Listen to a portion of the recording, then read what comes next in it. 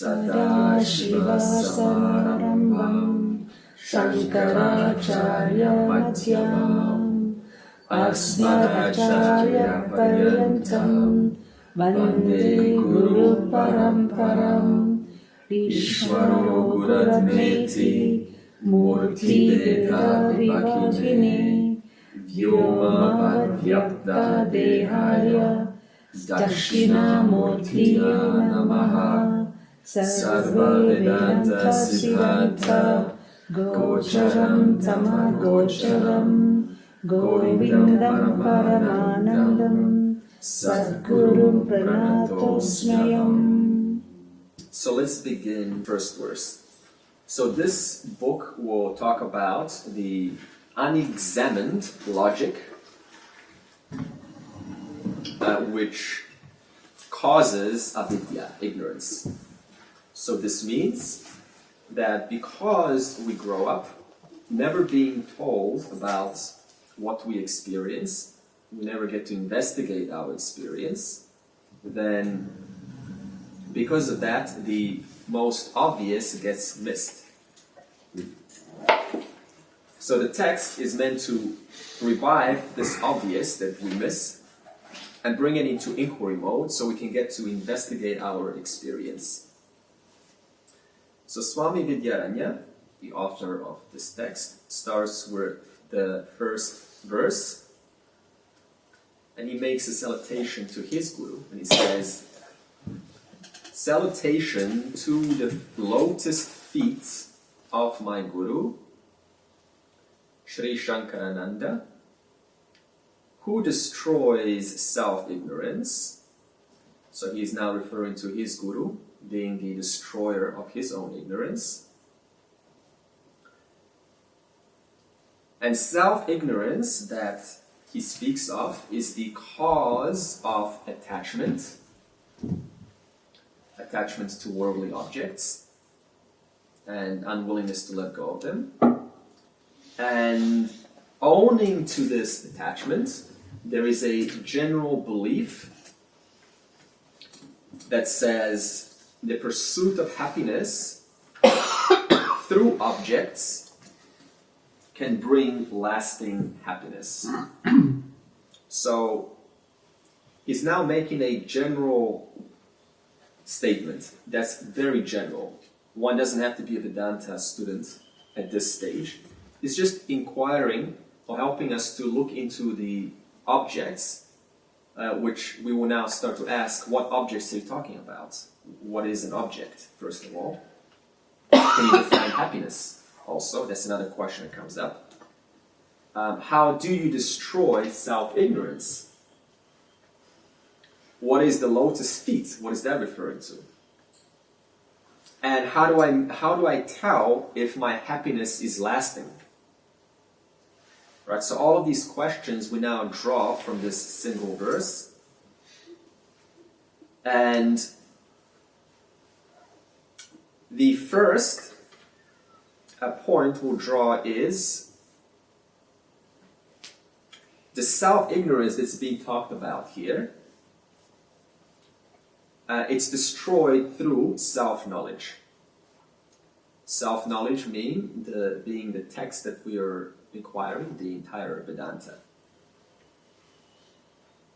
And this self-knowledge is being handed down to him, Vidyaranya, to his guru, and then his guru's guru, and so on, down the lineage.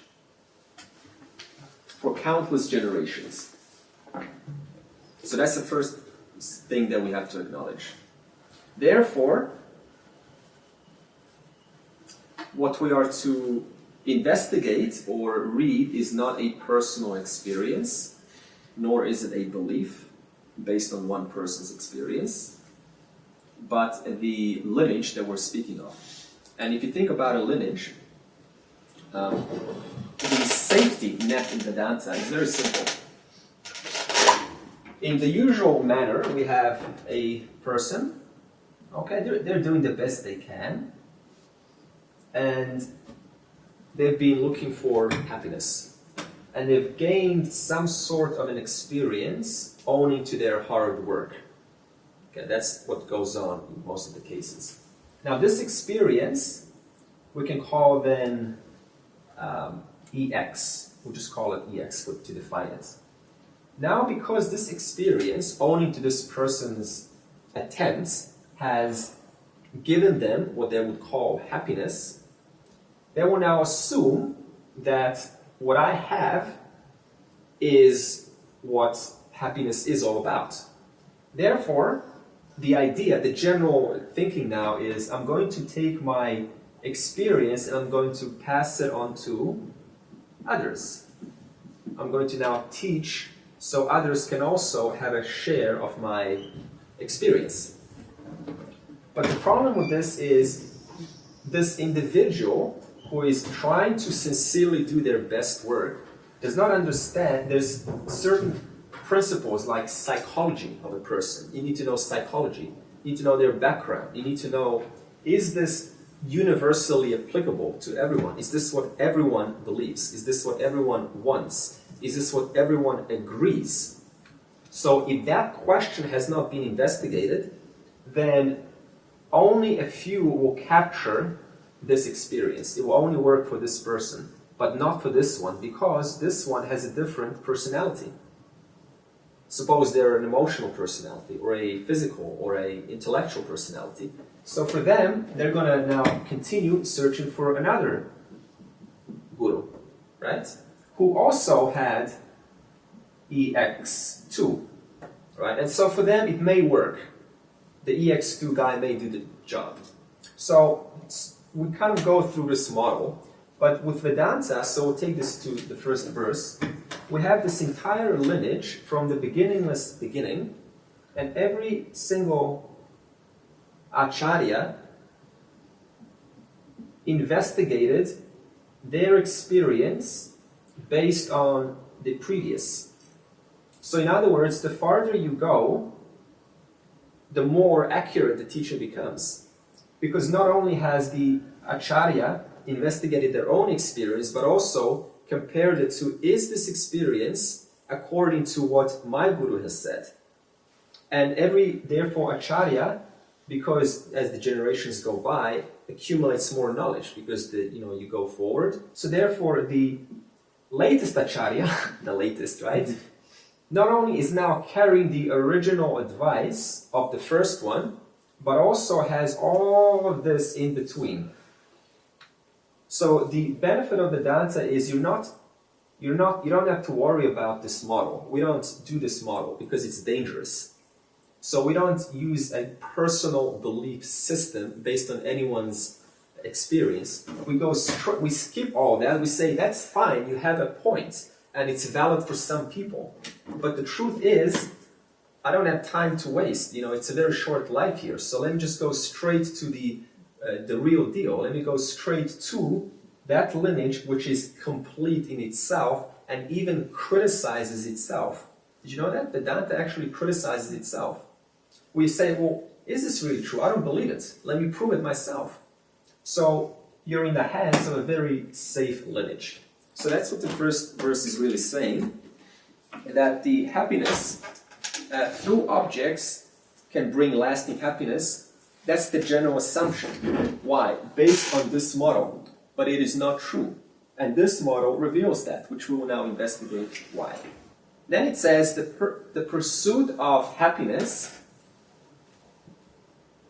through contact with objects. We will now get into what objects are. Just think of objects, anything that you can perceive. It's called samsara. So we'll just stop at this point. Right now, the person is going to say, okay, so as soon as I contact any object, I contact my husband or my wife, call them up, that's samsara, right? So we have to first investigate this. It is not samsara if you don't put value onto it more than it deserves. It only becomes samsara if I make something of it which it is originally not.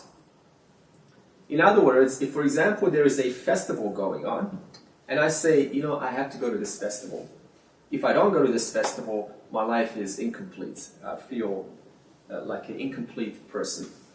So now this festival is value neutral. It means nothing But because I made it something that it doesn't deserve to have, I am now caught up in what? In my own entanglements. So that's what samsara means, to be entangled in what? In my own thinking according to what I've concluded based on the perception of this object which I happen to be liking, based on my raga, dvesha, based on my likes and dislikes. That is called samsara. What is it not samsara? When I'm able to look at an object and say, you know, it would be nice to participate, but I don't have to. Because it is not going to affect my life in any way. It's going to come and go. It's going to pass. So we cannot just go around now saying, you know, everything's samsara. In fact, if we say that, then that only reveals the status of the person who is saying that.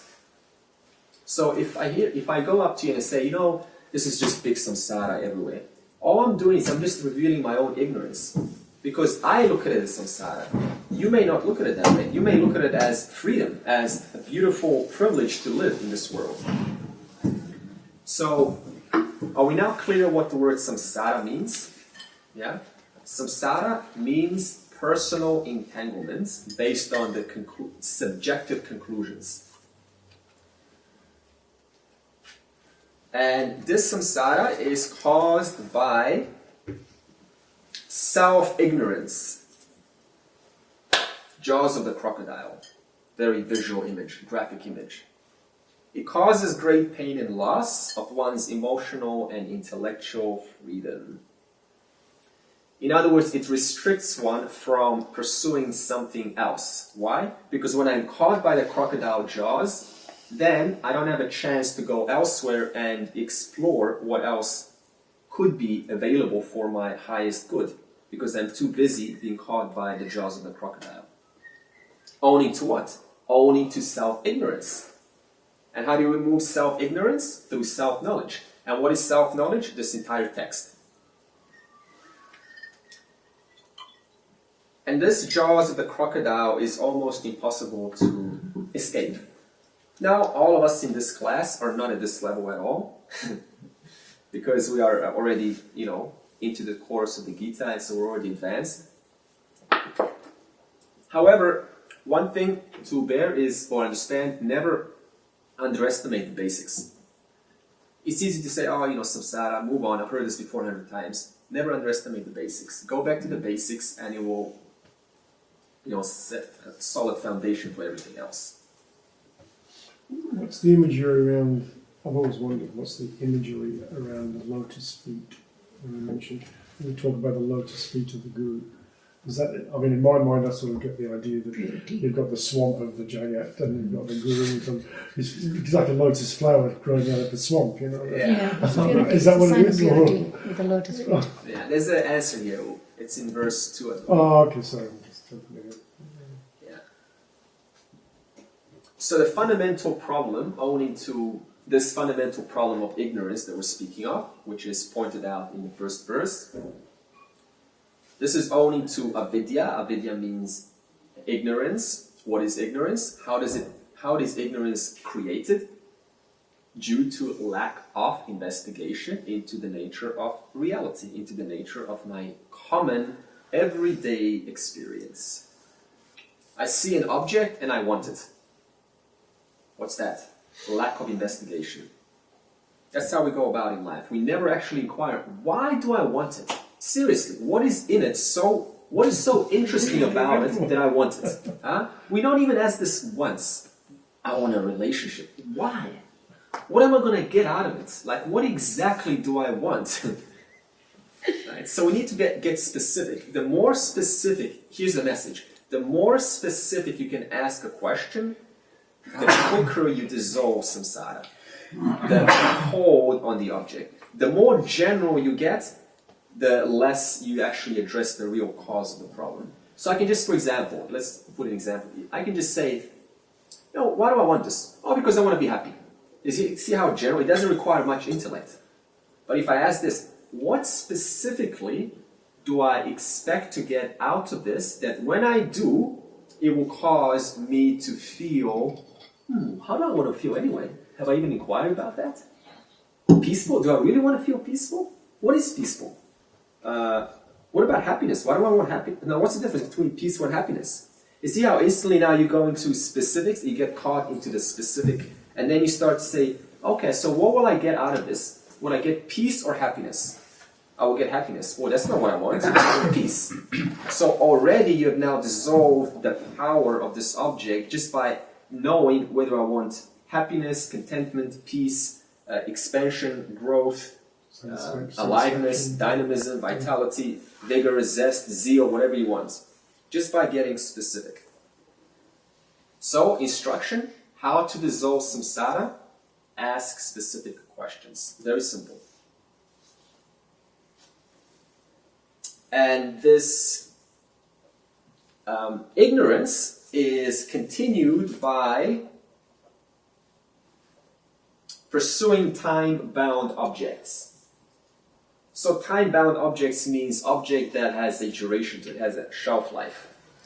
You come back 50 years later and your favorite, give me your favorite antiquity that you've been given by your children, or like your fork, your cutlery or something.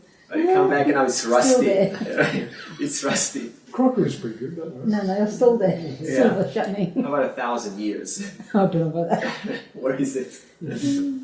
But probably still going to be there.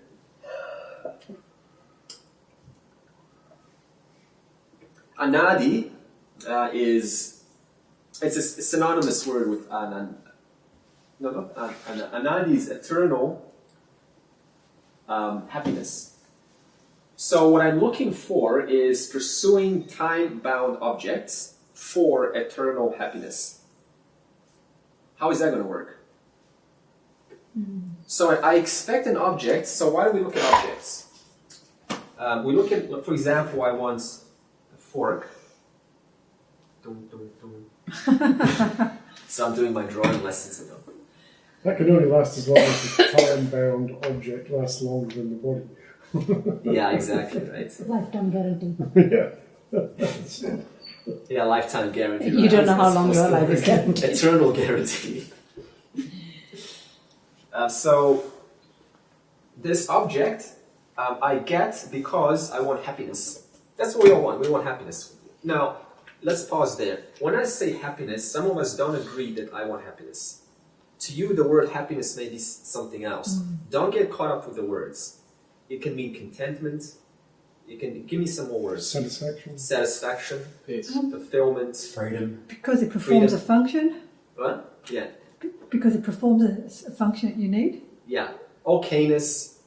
All rightness. I feel all right with everything. Fineness. We don't have to get, fancy. Oh, like just fine. Excited even could be happiness, isn't it? The opposite of peace. Excited. Oh, excited is Ecstasy. A bit more. yeah. Too much. Excitement is opposite to sorrow. How long can you get excited for? Very short. Yeah. How long can you keep a smile for? You can't even stay happy for too long. Even happiness feels unnatural. So I want this object to seek happiness. Now tell me this, which person would want to seek permanent over short-term happiness, or short-term over permanent? Which person is going to do that? like everyone wants what? Permanent. We all want eternal. Nobody wants to. If you knew that this is not going to give you eternal happiness, anadi ananda, then you would have been chasing this in the first place. So the fact that I'm chasing a fork relationship, or a computer or an iPhone relationship, or a person relationship, it doesn't matter what you put there. It's all an object. Implies what? I haven't even asked the question. How long is this happiness going to last that I expect to get when I come in contact with this object? Just that question alone is going to make a lot of people depressed, maybe.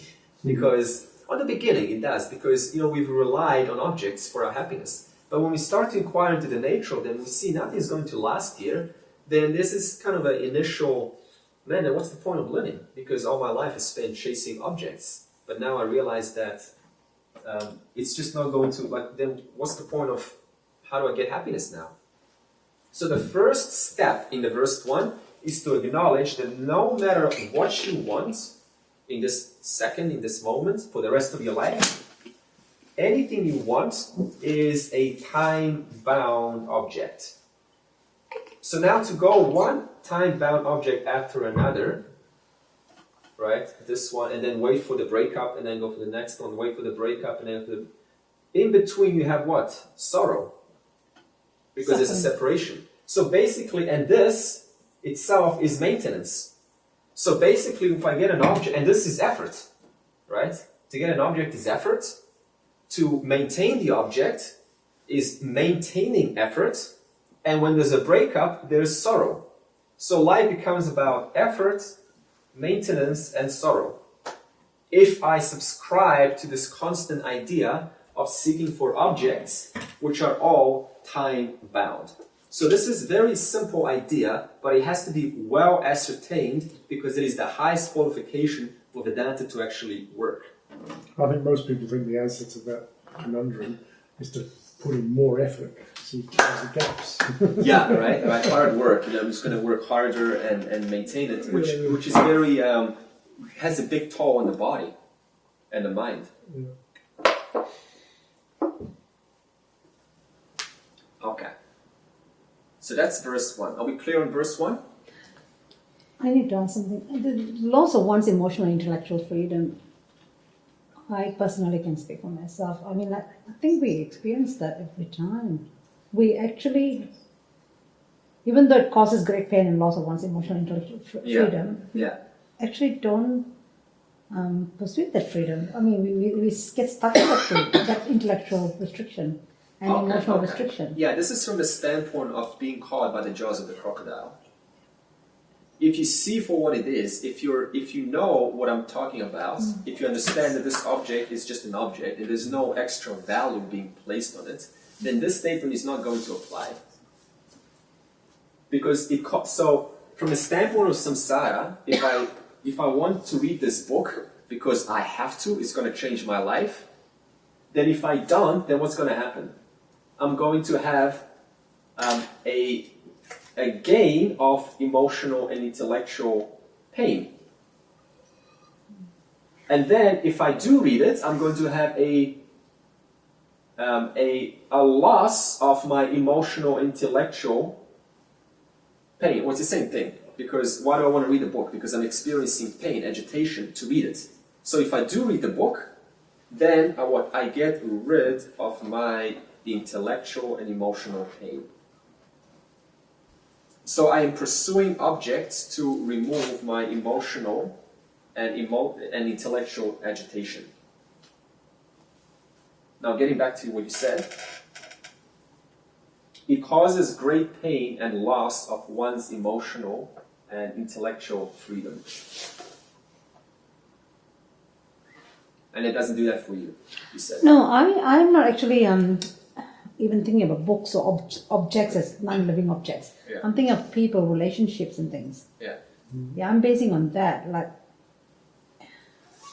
no matter how much you understand that, yes, this is yourself, you still get caught in the emotional, intellectual, that freedom is not there expressed. That's because true. you get caught in that family, friendship, that's true. whatever. Yeah. You get caught. Yeah. And it's the getting caught that I want to pursue in some way to actually not get caught. Yeah.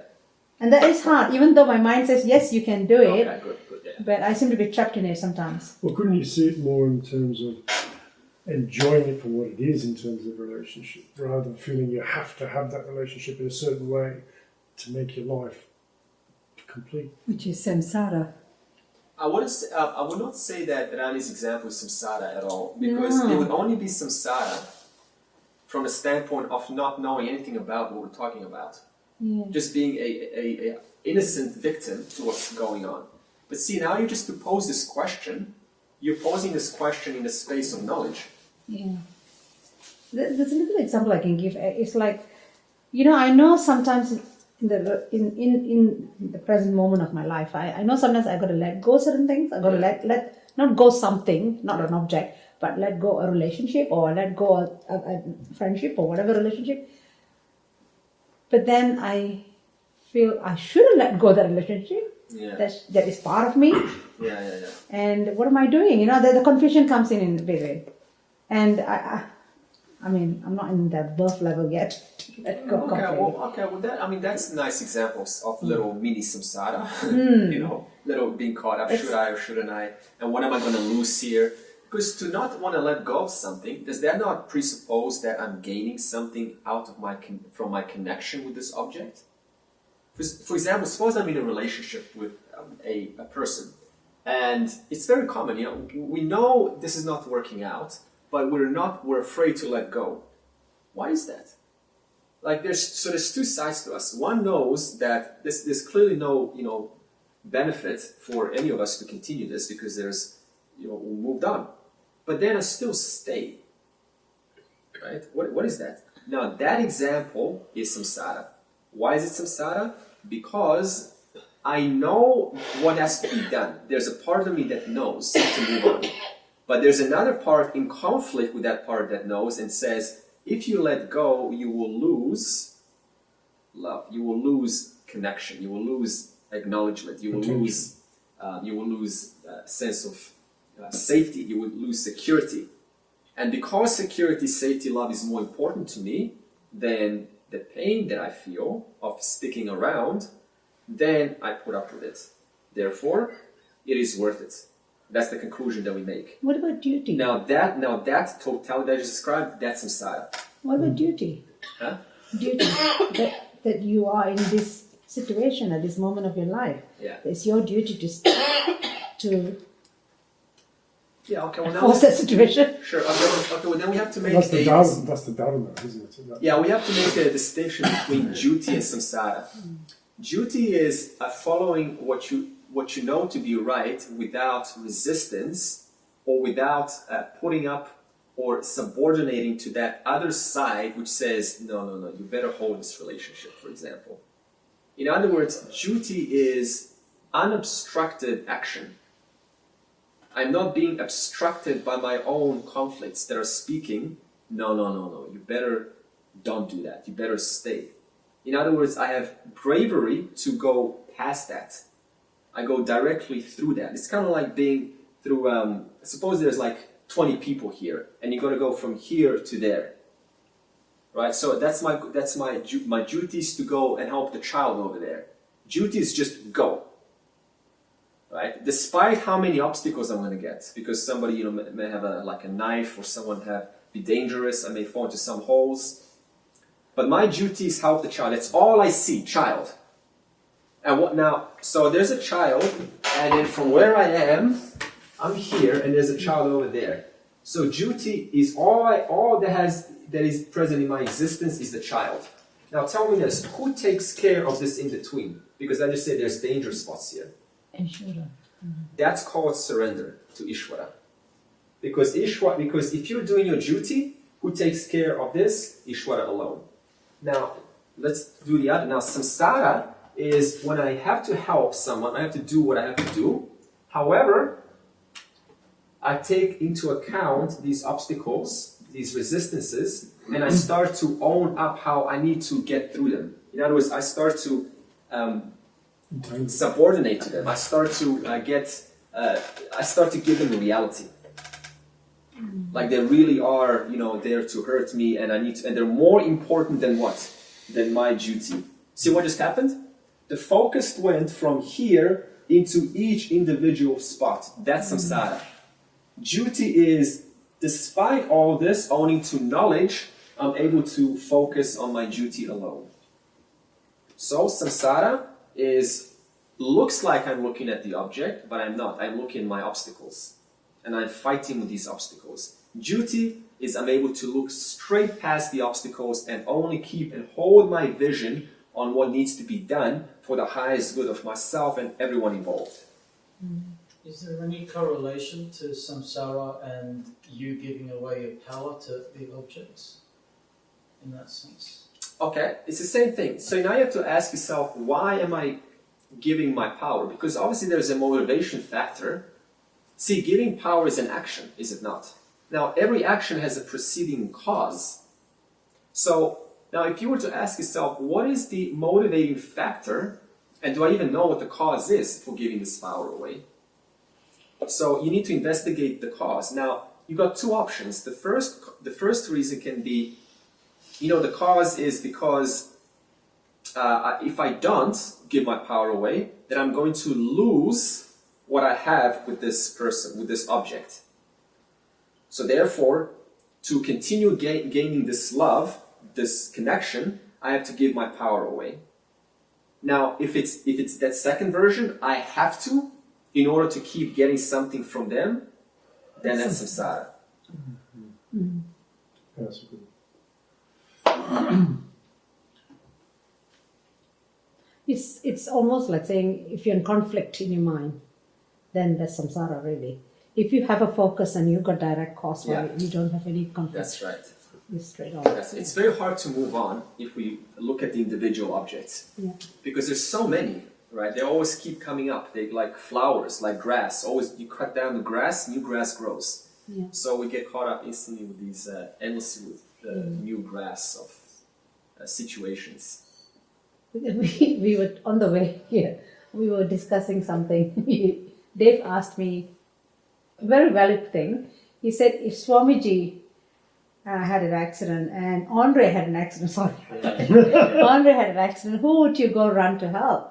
I said, who I feel it needs the help instantly, exactly. quicker, more quicker. I will attend to that person, then I'll attend to the other person. Yeah. I said, there is no, for me, they're both, they're both equal. I mean, for me, they're both my gurus. Yeah. And then he said, yeah, but who are you going to help first?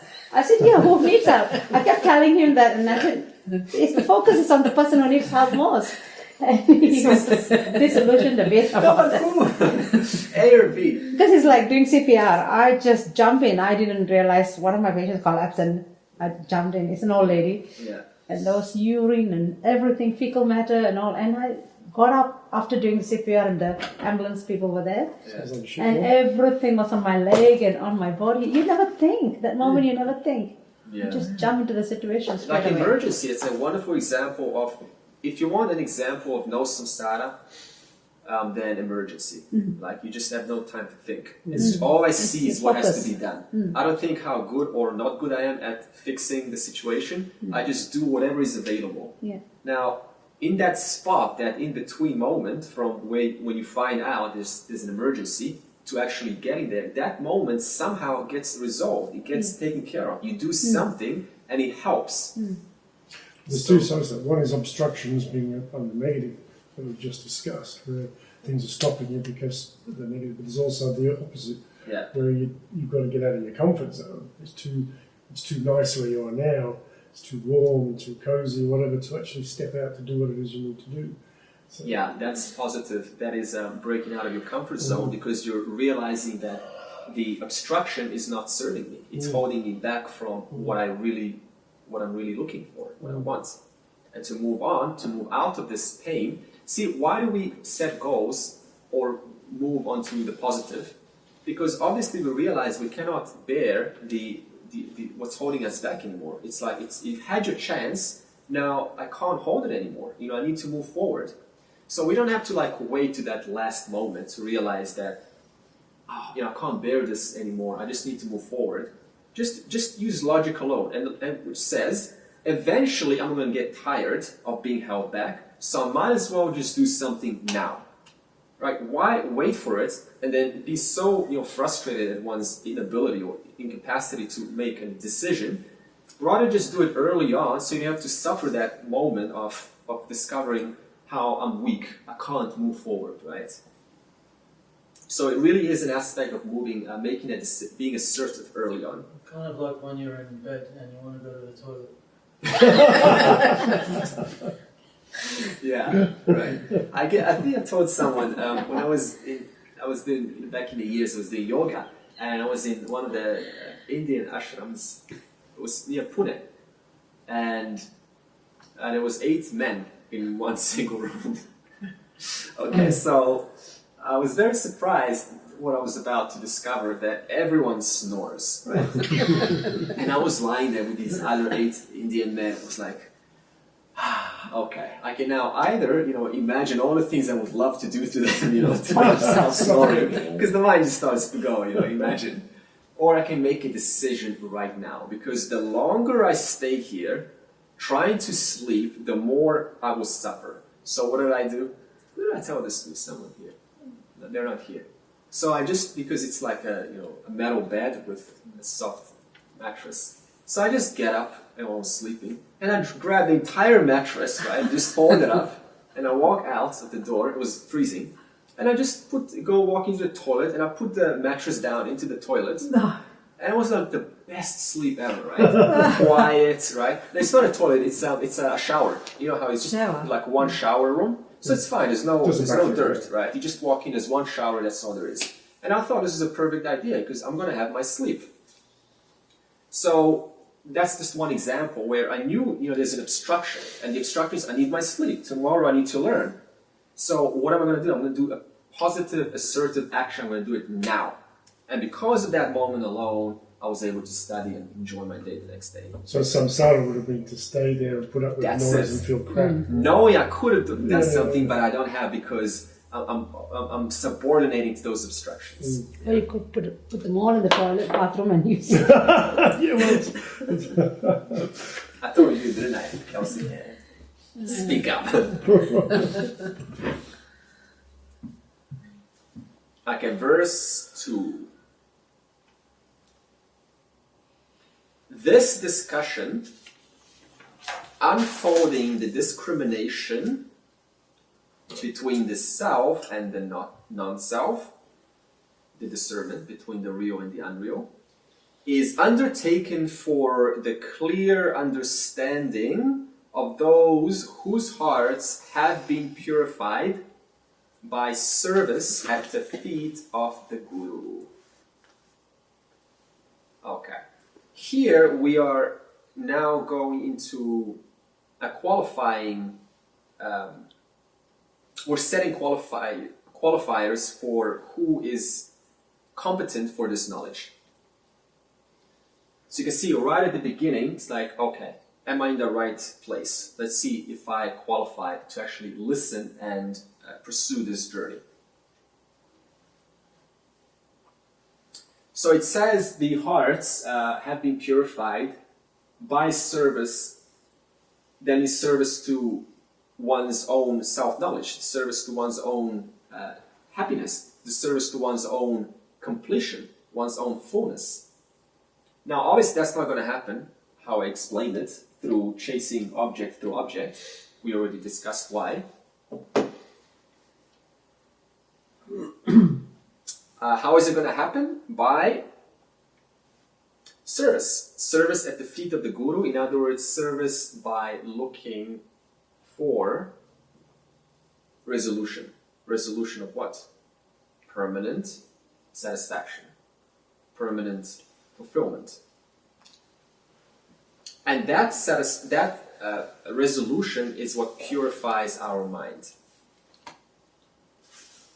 So when you have a purified mind, then you're capable of fully serving or pursuing the feet of the Guru, pursuing self-knowledge. So what do we establish now? First, purify the mind. Second, pursue self-knowledge. So what is verse 2? It's about what is required to pursue self-knowledge. It's not about how to purify the mind. Why? Because Panchadashi is an advanced text. Assuming you're here already implies you've gone likely through the Gita and Tattva Bodha. It says it right at the beginning. You've already gone through some text in Vedanta. This is not for beginners. So that's why we don't go to the basics here. We go straight into the teaching of the advanced Vedanta. But nevertheless, we can still go through qualifications. The first one is, as we discussed, happiness is not to be found in objects. We talked about why. We did the logic on that. So what does this mean? If I'm looking for happiness still in the world, I want my ice cream or else I'm not going to have a wonderful day, then, number one failed. Now let's just bring this back down to earth because let's not, Otherwise, you're going to think it's that black or white. It's not that black or white. There's a difference. If I can have it, but I don't have to, it's fine. Versus I have to. Okay? I have to versus I could, but it doesn't matter. So the second option, you're fine. The first option, that is I have to, that's failure of number one. So ask, am I right now in a position that I have to get something? And if I don't, I will be miserable. You need to ask that. Am I right now in life seeking for maybe an extra pay raise or something that I believe will make me happy? Now, if there is, you know, of course I'm not interested in the answer, but if there is, then apply the solution, which I gave at the beginning. Ask specifically, be specific with your question. What exactly am I expecting to get from this? What will I get? How long will it last? Is it really how I expect it to be? Has it made others happy? Has it worked on them? For example, the first one is, you know, like this celebrity business, right, in the Hollywood. You would think that a movie star is, you know, highly desirable, right, because they're on the screen. You know, you see a movie star, oh, the ladies want them. Now, tell me, how can that be true when movie stars, when they do get married, and they get married like, you know, laundry, they exchange their partners like laundry, literally. You know, when they get married, if they are so desirable, so status-worthy, then why does this relationship not last forever? Because the other woman will be like, oh my God, this is like the best thing in the world. It's totally worth it. Then why do they all still separate as often as an ordinary common person? In fact, faster. So that's kind of the inquiry, that, just an example. I'm not putting down anyone, but just need to use an example from the real world. So what I just demonstrate, how you're able to instantly negate this fascination with worldly power, status, and fame, and just the power that people seemingly enjoy. But in actuality, it's short-lasting. See, right now, nobody thinks about George W. Bush because he's not the president of the USA anymore. Everyone thinks about Trump. I don't even think about Trump. I think about Obama, you know, still. But the idea is everyone has their short-term sort of fame. And when it's over, it's over. You don't even think about it. And then the next person comes. You know, look at all these singers. You know, who thinks about Michael Jackson anymore? No. Okay, once in a while you do. But in just one generation, Michael Jackson, well, maybe 5 generations, is going to be very, you know, much less known. Or any kind of singer that's on the stage gets their fame, their glory. You know, you think there's there's juiciness, but if you investigate it, it's like the new singer is just waiting to take over, right? And then the old one is just like a guy with a lot of money now. And then if you don't have Dharma supporting you, then, you know, you end up like, well, I'm not going to use, you know, names, but you think of celebrities right now who had a lot of money and it wasn't used in a clever way. What happened? Destruction, self-destruction. Why am I saying all this? Just to get rid or remove this hold of the jaws. Samsara, which makes everything delicious, juicy, sweet. We're not saying, you know, look at the world down, like the world is dirty. No, no, no. This is an incorrect. Remember, everything is Ishvara. We're just saying, see it for what it is. What does see it for what it is mean? It means don't give it less or more value than it originally deserves. Tree is a tree. That's it. Versus I want to be a tree hugger. Not that anything's wrong with that, but I'm just giving an example how I made the tree something, you know, to my Ishka Devata, my personal god, which is fine, you know, it serves you for a while. But you need to let go of these things. Okay, the second one is life is a zero-sum game. What does this involve or mean? Can't create something out of nothing. Yeah. Explain. Well, because everything already exists. It's just giving up one to take the other. It's just balancing back out again. You're not creating something out of nothing. Okay, zero. I'm not sure I comprehended that. Is it like Zero-sum game. Well, if you gain one, you've lost one. Okay, then Both sides of the ledger. Yeah, You've I got a understand. ledger of both sides of the Yeah, I understand. So yeah, it's not about zero-sum. attainment. Huh? It's not about attainment. It's not about attainment because, like okay, it's a typical example. I just described it. You apply effort. If I'm putting it right, you apply effort, and then once I've gained my object of desire, you think that's the end of it? No. Now it's a lot harder to maintain it than the actual effort of getting it. We can all get things easily, just apply the law of attraction here and there, a few things, and you'll get it. But now the effort, like wow, so much effort, right? Try being with like a popular person. Everyone wants them, and now you've got to go through jealousy because all of the people want them. So I haven't been thinking about that. So I have to deal with that now. Think about having a lot of money. Now everyone needs your help. And because you got a lot of money, now you need to give. And I feel guilty. My God, I just, I can't really support all these people, but I want to give. So now I have to deal with these emotions. So I thought I won, but actually I haven't won. I've neither lost nor have I won. So all zero-sum game means is wherever there is a gain, there is an invisible loss. I thought I got the girl, but then, I haven't considered what she's going to come up with. And when, right? I saw somebody else is losing. Yeah. Or even if I lose, then what does that mean? I've actually gained. Because I can only gain something if I let go of something else. I can only, if I let go of the old, I'm actually paving way for the new. Okay, so how does this apply in real life? Don't make a big deal out of anything. It's like, great, I've got $1 million, great, fantastic, so what? What's the tax rate on that, by the way? 33%. Interesting, so I haven't got $1 million. You see? Gain, but there's an actual loss right behind it.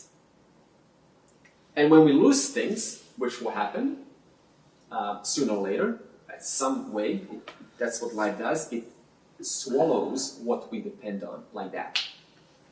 If not an object, it will be a person. Everyone. Everyone's going to lose parents, brothers, siblings. It's going to happen. Believe it or not. Expect it. Get ready for it. So you're not that surprised.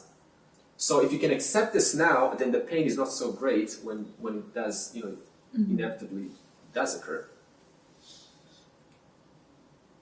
Okay, number 3. Ability to discriminate self from the objects appearing in it.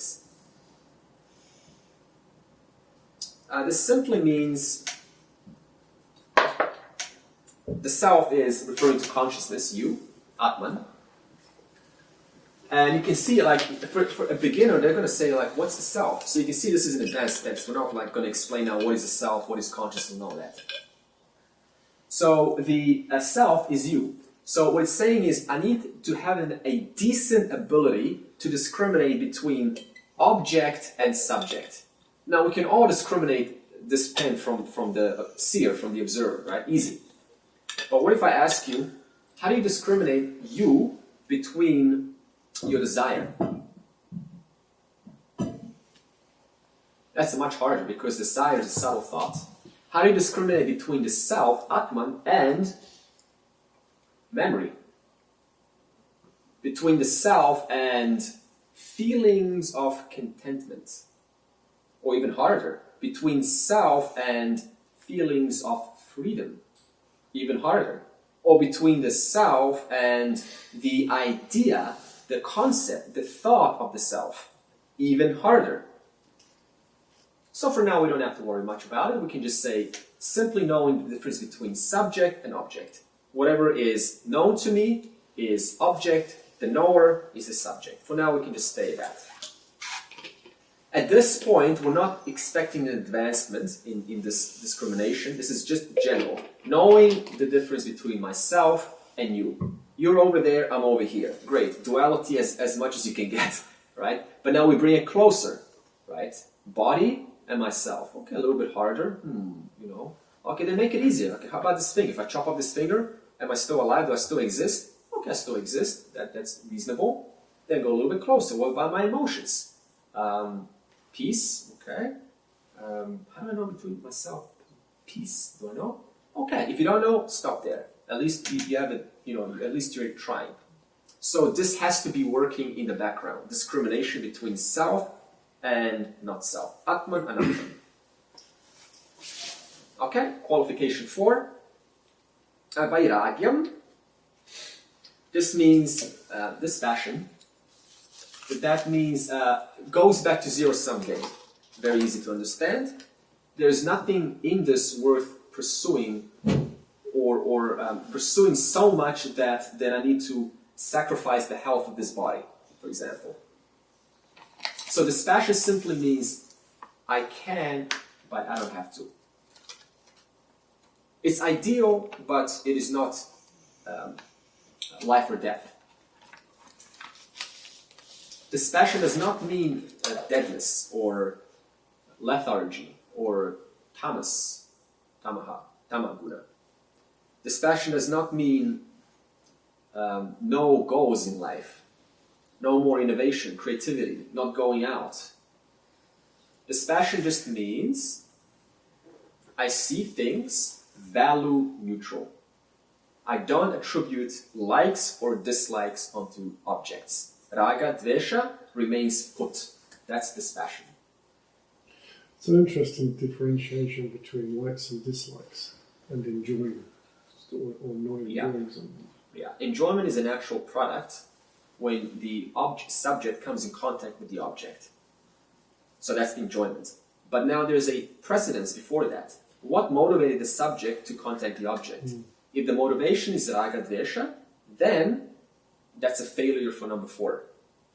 Because I had a like for this subject, and what does the like do? Motivates me to contact. It's the difference between having a disposition and a predisposition. Big words, yeah. True. So number 4 is important. Practice. Now, this is just not important here in this class. We're talking about your life, by the way, throughout life, this passion. If wife or husband is not acting in accordance to your wishes, then it's fine. You know, there's still a person that have. There's nothing. Everything's fine, right? The world is still fine. Everything's okay. So it's not that bad. But if I don't think like that, then I'm going to make it extra. I'm going to give it extra points. I'm going to make a big deal out of it. That's failure of this passion. So what does this passion do in real life? It makes you a little bit more relaxed. I don't expect results so much as I used to.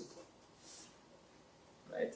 If I give flowers to you and I expect like a big hug, then that's failure of this passion.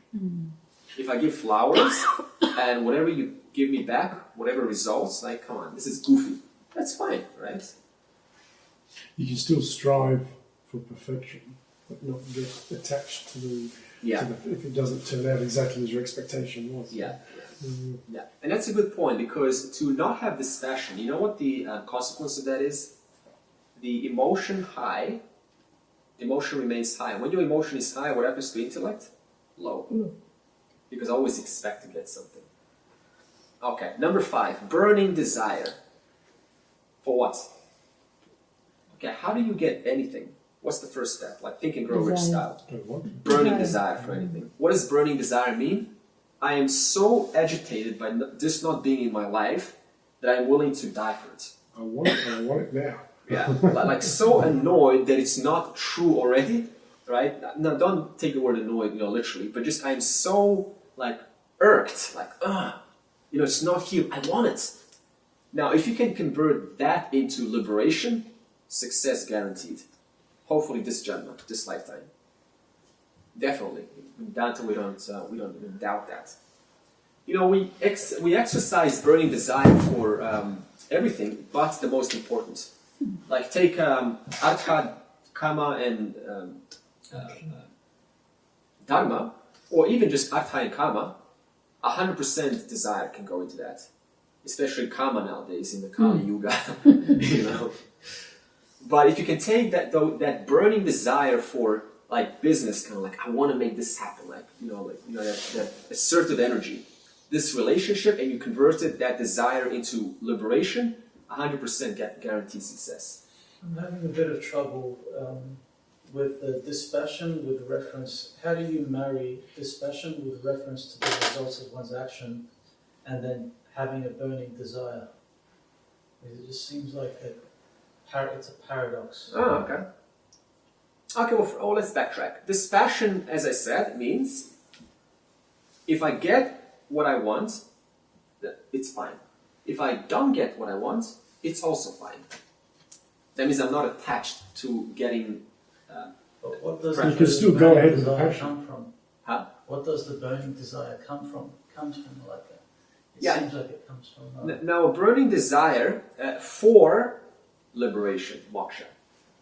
So, in other words, besides all of your desires, the number one burning desire in reference to the highest goal, Purushartha, the highest goal of life, is burning desire for that, being moksha.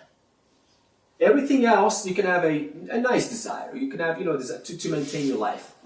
So there's an exception to the one thing. If your Purushartha is moksha, then that should be your burning desire. If your Purushartha is dharma, to be a wise person, to be a very nice person, a person who loves everyone, then your burning desire is dharma.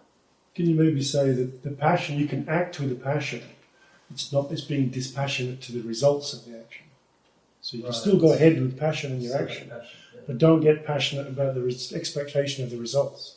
Yeah, because that's going to lower my emotions, and that's the last thing I need. I need very high intellect in Vedanta, because you need to discriminate. Discriminate is number 3, I believe.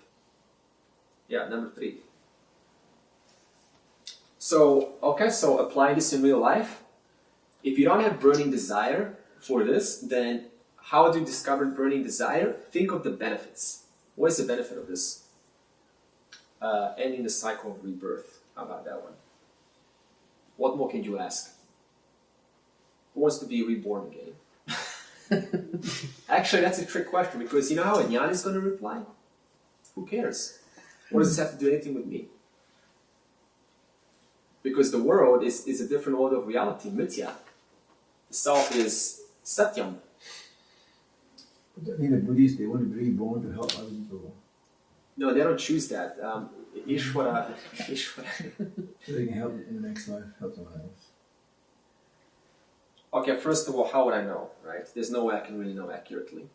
But that is a possibility, for sure. How would that happen? You would probably have to have that desire in this life and know who you are. And say, okay, I know so much, this knowledge is so good that I want to do this next life, and I want to, start the game from early. I want to be born in the right family, right circumstances, and then start early as possible, and then, share this to the society. If that is your desire, most probably that's probably going to occur. Yeah, but I don't know, because I'm not Ishvara. Yeah. But being a Christian, you don't have that thought of being reborn, so they then have the concept of wanting to enjoy this life to the fullest. Yeah. And that, Exactly. yeah, that's not right, because enjoyment to the fullest is limitations, enjoyment. Enjoyment with limitation, object kind of enjoyment. And the only one thing about enjoying life, because there's nothing more already complete than Atman, than self, the fullness of the self, only to the purity of the mind. When the Rajas Tamas is reduced, pure sattvic mirror, reflecting the fullness of consciousness, and that fullness is Ananda. Therefore, what remains is just fullness of one's nature, of oneself. So a jnani doesn't chase for enjoyment of life, nor avoids non-enjoyment. A jnani is simply at the service of the Guru's feet. Because there's nobody to gain anything, that's why. Who gains something? Ahamkara. Based on what? Vasanas, samskaras, likes and dislikes. So therefore samskaras drive the mind and intellect, owned by the ahamkara, which sends the signals to the 5 organs of action, karma, indriyani, and then it gets expressed. But a jnani doesn't do that because this entire model is not I, not self. To bring that back into real life, in terms of enjoyment and inflecting other people, if you go to a theatre or a show or something and there's actors acting and presenting a play and you're enjoying that, you're actually supporting those actors with a job and a way of existence, and you're building a culture, if you like, by actually participating. Yeah. So you've got to take that into consideration Indeed. when you're talking about this. So otherwise you do nothing. You know? No, that's not going to happen because to do nothing, there's still a doer choosing to do nothing. See, when the ahamkara is, when you know the non-self, that means just release this body to the field. The field may use this body however it wishes. It is not up to me because I don't control it. See, who's left to take ownership of the body doing things? That's the ahamkara. That means there's still an identification with not self, with the ahamkara. So we have to make that distinction. There is no doer for a jnani who's going, I need to contribute or I need to stay away. Yeah, how many times does anyone, I go to a show and I don't think I'm contributing to their work and their welfare. No. I just go to enjoy the show. It's like going to a film show. Exactly, right. I don't think of the behind the producers earning money, the directors. Yeah, right. You're just innocently sort of doing what you're doing, right? Self-enjoyment at the end of the day. It is self-enjoyment because what's the self? The nature of the self is fullness. Therefore, every motivation is conducive and aligned with fullness. But it's funny, it's an interesting conversation because when you're looking at duality and self and other, if you're just seeing yourself as the audience, as the other, and the actors are then there's a separation. But I always see myself as part of that whole experience because they couldn't exist without me, and I couldn't exist without them in that scenario. The only thing I get affected is by the emotions of the audience, Oh, of or course. the actors. Yeah, of course. I cry when they cry. Yeah, of course. Yeah, your body-mind responds to And you their enjoy own that's what you emotions. enjoy. And you get to witness your body responding to their own attitude because your body takes on that. So you witness your body experiencing emotions. So that's not going to end because that's Vyavaharika. You don't control Vyavaharika reality. That's the empirical, objective reality created and sustained and destroyed by Ishvara alone. That means you don't control what goes in your body. Yeah. Even that is a joy, it's an enjoyment. Because, especially, like Indian films, if you don't cry, if you don't have a movie that's got dramatic values in it and cry, you come out and you say, what a horrible movie, that's so boring. I enjoyed that movie, it was so touching, Yeah. You need to go into the emotion part. Exactly. In chapter 10 of the Gita, we're going to talk about the glories of Ishvara. And one of the glories is this juiciness. That juiciness is the emotion itself. So we don't discard anything. If it's used correctly, then one gets to appreciate it, that it's there. Okay, understanding that only knowledge and not experience can set one free. That's number 6. This is a cautionary note not to look for experience, because an experience is an object known to the seer, to the aware of the illuminator of the object. And it is about knowledge. What does knowledge mean? In the light of what you have heard from the class, from Vedanta, assimilating that through Nididhyasanam and Mananam, it's firmly established, Jnanam Nishta, which means firm knowledge, and then owning to that firm knowledge, that's the reality for the person. We don't use the word experience, it's there.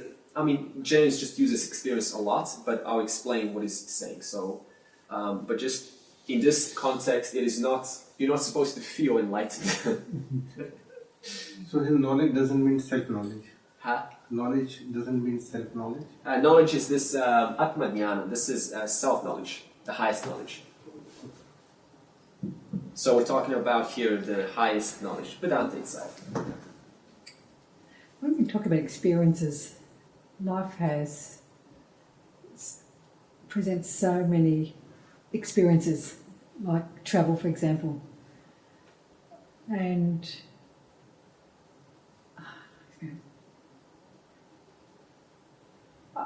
That theory that you don't have to spend thousands of dollars to travel to seek enjoyment. You can just be, Yeah.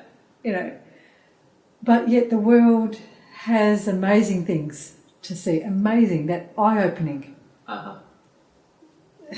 Yeah. And I sort of feel like my life lately has been one on self-inquiry and just simply not doing a great deal other than that. And when people have asked, oh, so what have you been up to? What have you been doing? And I'm like, I really don't have anything too exciting to tell you about. I mean, Whereas they've done this, they've done that, and yeah. so what's... There's not much to say, right? Pardon? There's not much to say. much to say, It's really it is a very inward journey, Yeah. It's and it's very quite personal. in many ways it's very exclusive of people around you, Yeah. people that wouldn't understand. Like Yeah. if they probably think, God, what's wrong with you? Are you okay? Are you feeling depressed or Come back to samsara. so? Yeah, I understand. It's just a stage. Yeah. I guess perhaps a little bit in conflict with that. It's part of the self-inquiry. And It is. Because, we grew up like that a too. part of me, Feel you're I missing I something. feel quite emotional about it. No, Yeah. 5 elements everywhere. it's quiet. Beautiful 5 Life's elements. very quiet. It's very quiet. Yeah. Life, yeah. Yeah, There's quietness Yeah. associated with that compared to what everyone else is doing in the world. And the irony is you are So- that silence, that quietness. Pardon? And you are that silence, that quietness. So the more we move towards that, at the beginning, sure, it's like conflict. Oh, I'm moving away from noise and drama. And now I'm going the other way. And associations with people is just getting smaller and smaller. Yeah. Is that what happens? That definitely happened Yeah. to Are you all me. feeling that? Yeah. My Yeah, my losing first some of the teacher, friends my in And first then you ask, hello, is anyone there? Is anyone around? I don't know. It's I'm very, pleased, yeah.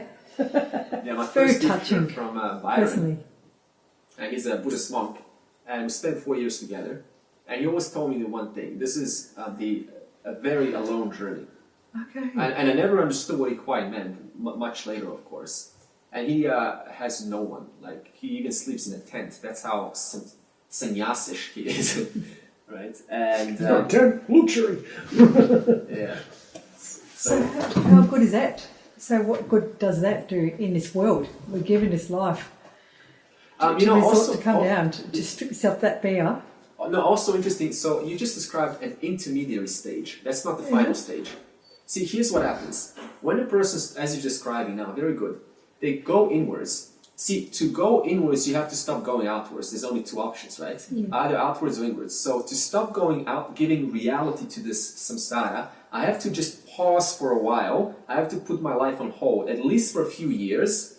And then, why? To go inwards. And then when you go inwards, you become a fully integrated person, the person itself. And then the irony is you can then go fully outwards. And usually that's what happens. You want to go and participate back with the world. In fact, I wouldn't want to be alone at all. It's just boring. What are you going to do? I exist. I'm awareness.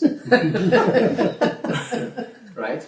So you go inwards, you do your work, and then you can go fully into the world. It doesn't matter now. Be married, have children, it really doesn't matter. Because you've done the work. In fact, the Upanishads are very clear on this. They say before anything, first realize who you are, and then go pursue this relative knowledge and the world, instead of the other way around. Because to go the other way around is very hard. You get caught up so quickly. It's very, very hard. So we do have to take this stand. It's called a firm stand. I'm going inwards for myself. It is going to be lonely. I accept that. But it is something that every person has to go through. Every single living person in human history will go through this stage. So you might as well just be now rather than later. Is there some helpline Get used to it, in this process, in this state? Dial a friend or dial a adaptive friend. Down the dentist. Lifeline won't help. Or refer you to a psychiatrist. Remember, we all die alone, completely alone. Nobody goes with Exactly. you. Very true. So you might as well just get used to it now while you're alive, because then when we're on the deathbed, oh my God, I'm going by myself, oh, I'm afraid. You better address that now, so you can look forward to your death, to your body's death. Actually, I'm finding more and more I don't really need some of the friends I have.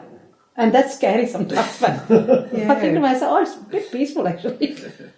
Yeah, understand that. Friendship is cutting down a lot in my life now. Yeah, you know, just simplicity. Just simplicity. All right, number 11, I'm going to skip a few. Number 11, ability to focus for a period of time. Number 11. Why is this important? Because anything of quality requires concentration.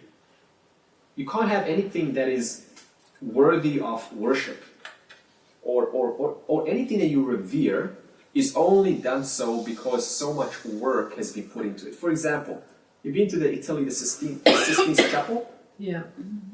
You see the incredible Michelangelo's work? Oh, yeah. Or the, Fantastic. I've seen pictures I was like, of it. is this 2D or 3D, right? I couldn't recognize it. It's so precise and detailed. So it was very worthy of worship because there's so much work, concentration, and time went into it. And anything that's a second-rate job, we just sort of pass through. We don't even notice. That's just the nature of life. So in the same way, to build anything or to make your life anything of substance, of real value, you have to have this, as you're saying, inwardness, because I can only then have concentration. Try concentrating while everything needs my attention. Calls, friends, it's like, there's no way, impossible. So number 11 goes hand in hand with number, whatever that number was. The number 6, I think. 6 years. And number 7 also, faith. Why faith? Because without faith, then the person's gonna, well, we know what's gonna happen. You're just gonna say, what's the point, right? I don't have the proof. Show me. I don't have this freedom. Right? How can you prove it to me? We know we can't prove it to you, but it needs time, like with anything. So we need to wait out. So faith is very, very required for the classroom environment. We all need to have this faith. Faith keeps us motivated without any particular reason. Well, there is a reason, and that reason is I trust that what's being said is well ascertained, it is accurate, and I can, put my hands into it. I don't have to worry of being damaged by this knowledge. I don't have to worry of being hurt. I don't have to worry of my life being destroyed by this knowledge. So faith simply means whoever is teaching this is there only for your highest and greatest good. That's all this tradition cares. Okay, number 12, you will gladly suffer. Willingness to gladly suffer. Okay, why? As we just discussed, going inwards, it's a painful journey, right? Loneliness, moving away from the world, less desires. Oh, I don't get to go out anymore. Oh, I don't get to date anymore. I get to be a hermit. Oh no, right? We know that. Yes, accept that.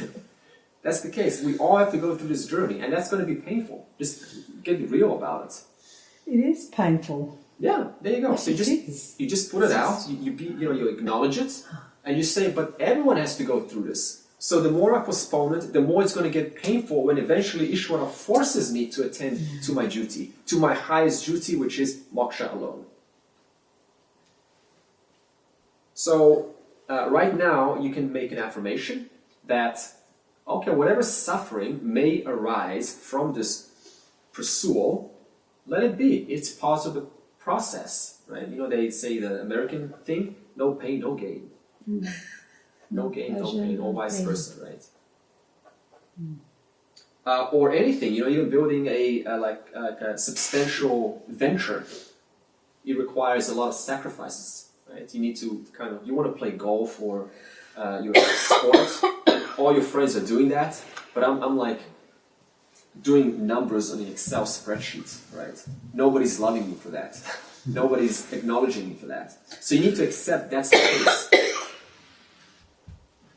Okay, and all of this Gladly suffering, that's an interesting statement in itself, isn't it? I mean, gladly suffering is really, cheerfully, well, cheerfully, but owning to the results that I know, which is moksha. but essentially it's the self-observing the jiva, the Yeah. effects on the jiva. So Of that's, course, so the jiva is so that's why gladly you're not getting, that's why you can do it gladly, because you do it from the soul.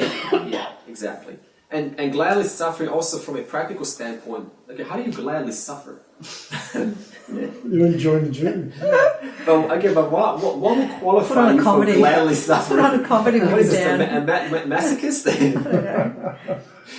You know, delusional. Well, you're glad because you know you're actually removed from the suffering. You're aware, you're not the suffering. Okay, but that's a, a higher answer. But also, just put it break down to earth. The other answer is like if you build like something, like a business, for example, then why do you go through so much, pain? Because it's not easy to design and your customers and marketing and splits testing and finding new marketing channels. Why do you go through all of that? Because you know the outcome. The You hard know work you have the produces the outcome outcome. non-stop in your mind. So you are willing to gladly suffer. Why? Because I've seen every time I put hard work, concentration, it leads to some kind of results that are worthwhile.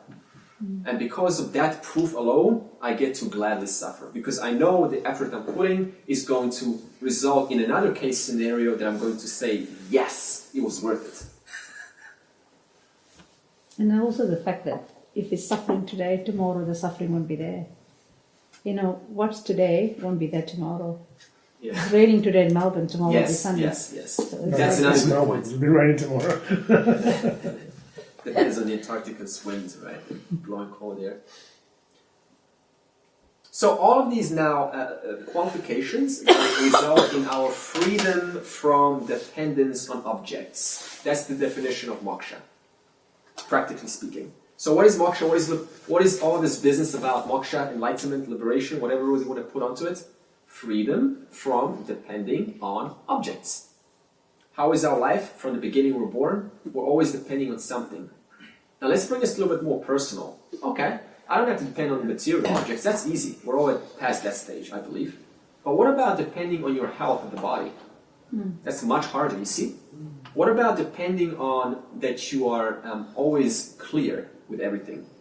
Like you never sort of go in and out. You're just always in a state of, like I'm there. I'm in the zone. What about that? So, freedom even from that. What about freedom from wanting to live just one more day? Even harder. Now, what about freedom for dependence on my own life, my own body's life? That's what we're talking about. Not, oh yeah, easy, I can be free from objects, no problem. Let's bring it really personal. Freedom from you being still alive.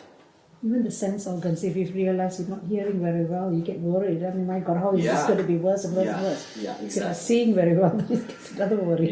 Yeah, even freedom from that. Nisargadatta Maharaj very beautifully puts, I have neither desire to live nor die. Wonderful. That's what we're talking about. I'm totally free of either dying or Living. living. It matters not to me because it is all or the reality of mithya. That's total freedom. But it doesn't stop you striving to live. It doesn't stop. And you don't have to worry about living because, the gunas are doing the living for you. Yeah, Maya. you still do the action and the striving, but don't worry about the consequence. Don't worry about the consequences, yeah. Isn't desire for moksha another attachment? Huh? Is it desire for moksha another attachment? It is. It's the last attachment until that desire alone is then destroyed. When? When the ahamkara is destroyed, that's when all desires go. So the last desire, to put it in a very good question, that should remain in life when you're ready for the final moksha, the fourth purushartha, is desire for moksha. That means all of these channels for being somebody, doing something, being something of myself, all of that should be channeled to the desire for moksha. So yes, it is a desire, but that desire is what liberates. It leads to liberation. And when the liberation, when that is true, what does that mean? When I've accepted that I am other than what I observe, I am other than the body, intellect, and memory. When I fully ascertain that, then that one who was holding the desire also is now known to be not self, not I. Okay, now the lotus feet here is devotion to self-knowledge. So devotion, the lotus feet of the Guru, Martin's question, means devotion to Atma Jnana, to the highest knowledge. Brahma Vidya, that's another name. In other words, our life is to be a dedication to self-inquiry. That's what burning desire leads to. So that means tomorrow, if you go, oh, I've done the class, now I can rest. I've done my work for the week. That's failure of all qualifications right there. Right? Now let's be real, because you're probably going to say, if I'm not thinking about this once, then something's wrong with me. No. It just means you're generally very interested in this. You can't help it. You're just innocently, right? It's like breathing. Do you want to stop breathing? No, of course not. So self-inquiry is to be like that. And it becomes so like that by involvement in this every single day. That way you cannot fail. Impossible. So let's do a summary. Viveka and Vairagya. That is discrimination and dispassion of this entire section. Okay, now let's go into next section. We're still on verse 2. Experience. This is just a basic experiment to help us discern the subject from the object. Subject means you, object means anything other than you. Okay. The first one is, it is a fact that you are. Does anyone have doubt about that? You are? Is someone not here? Who is not? So you are means? Existence. You exist, right? Nobody has doubts about their existence. If you have doubts, touch yourself. And then you will go, oh, how do I know about this touching? So that's a fact, you are. The second is this self, Atman, is operating through your BMI. This is the second observation. The BMI is your body, mind, intellect. And each organ is available to give validity to one of the Pancha Mahabhutas, one of the 5 elements. For example, fire. How do you validate fire? Heat. Sight and Good. Good.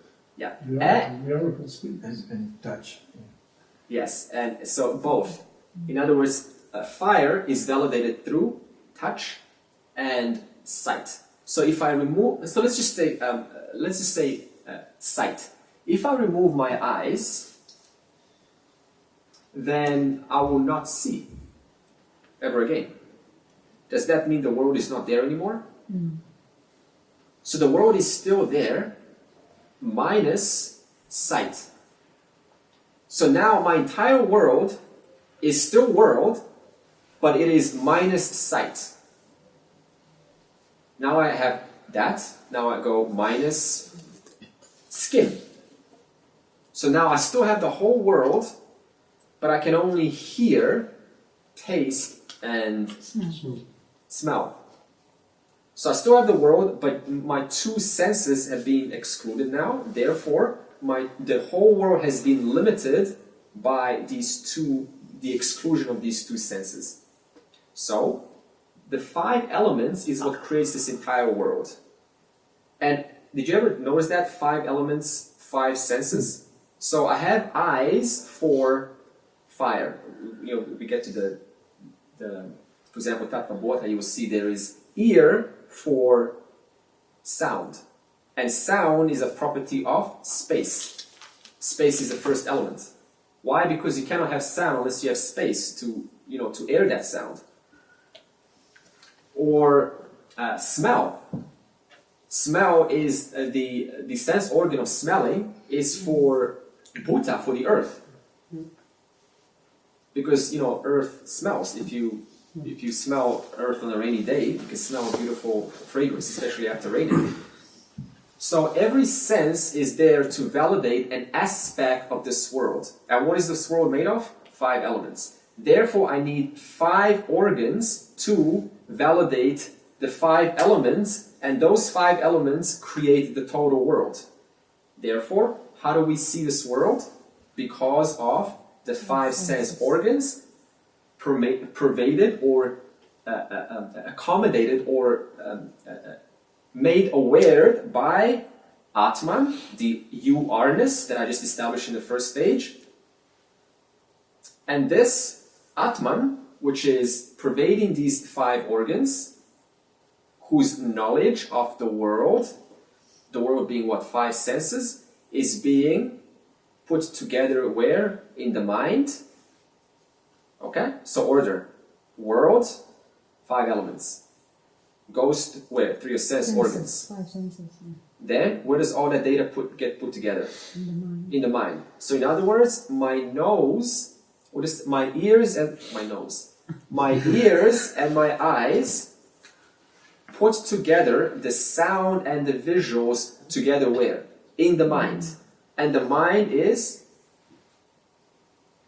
projected onto the screen of consciousness. And that screen of consciousness, you are, I said it in stage 1.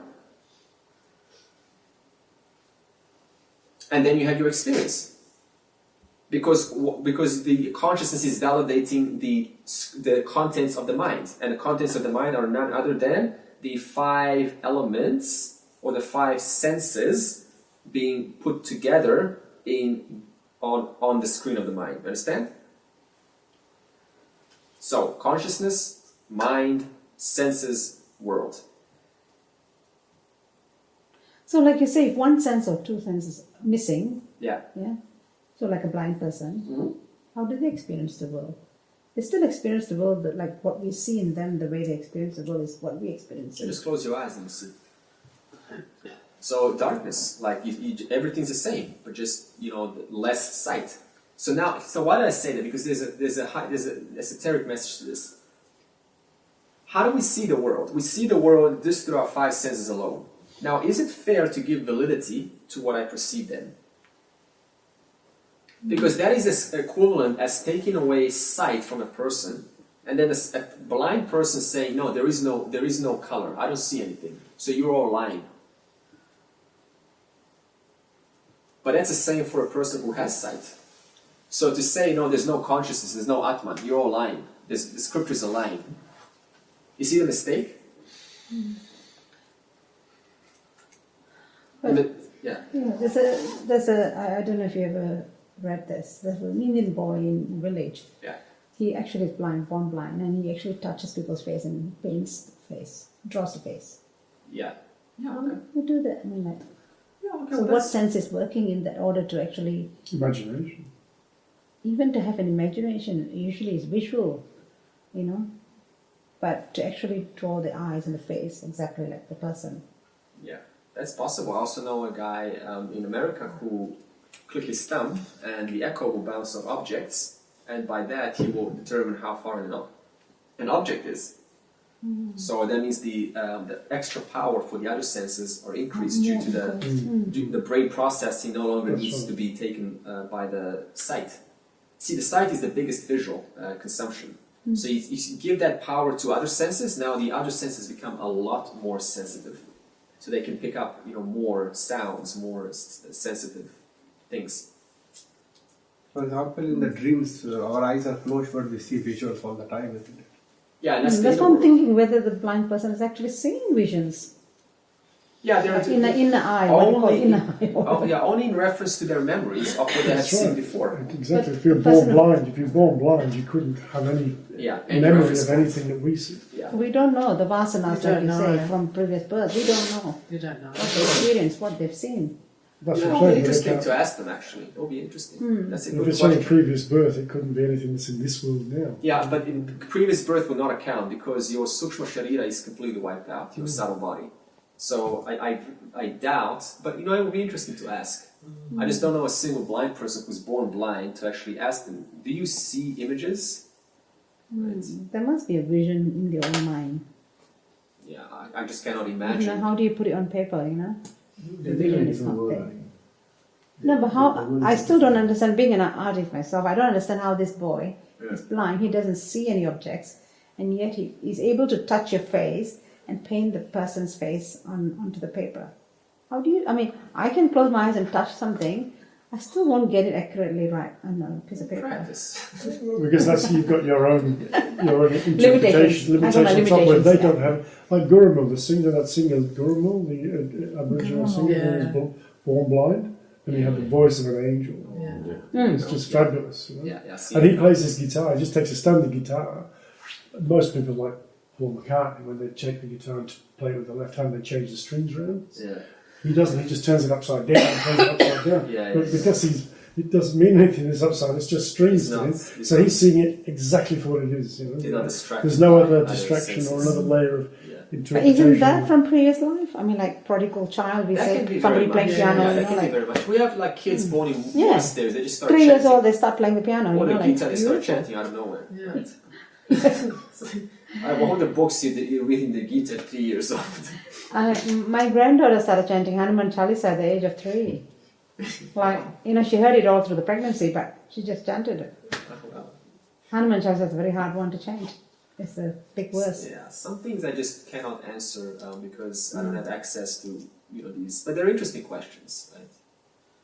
What like how does a blind person see despite not having previous reference points to objects? Okay, now how does a person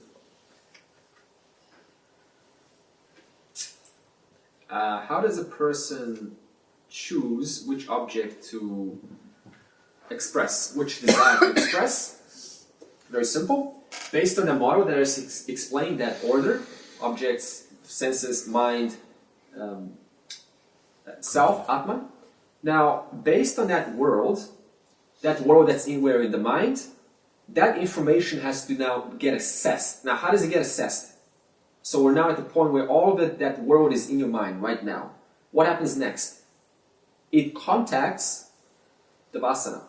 It contacts the unconscious patterns. The unconscious patterns do what? They dictate what happens to that knowledge. So if I have, for example, an image of, let me see, like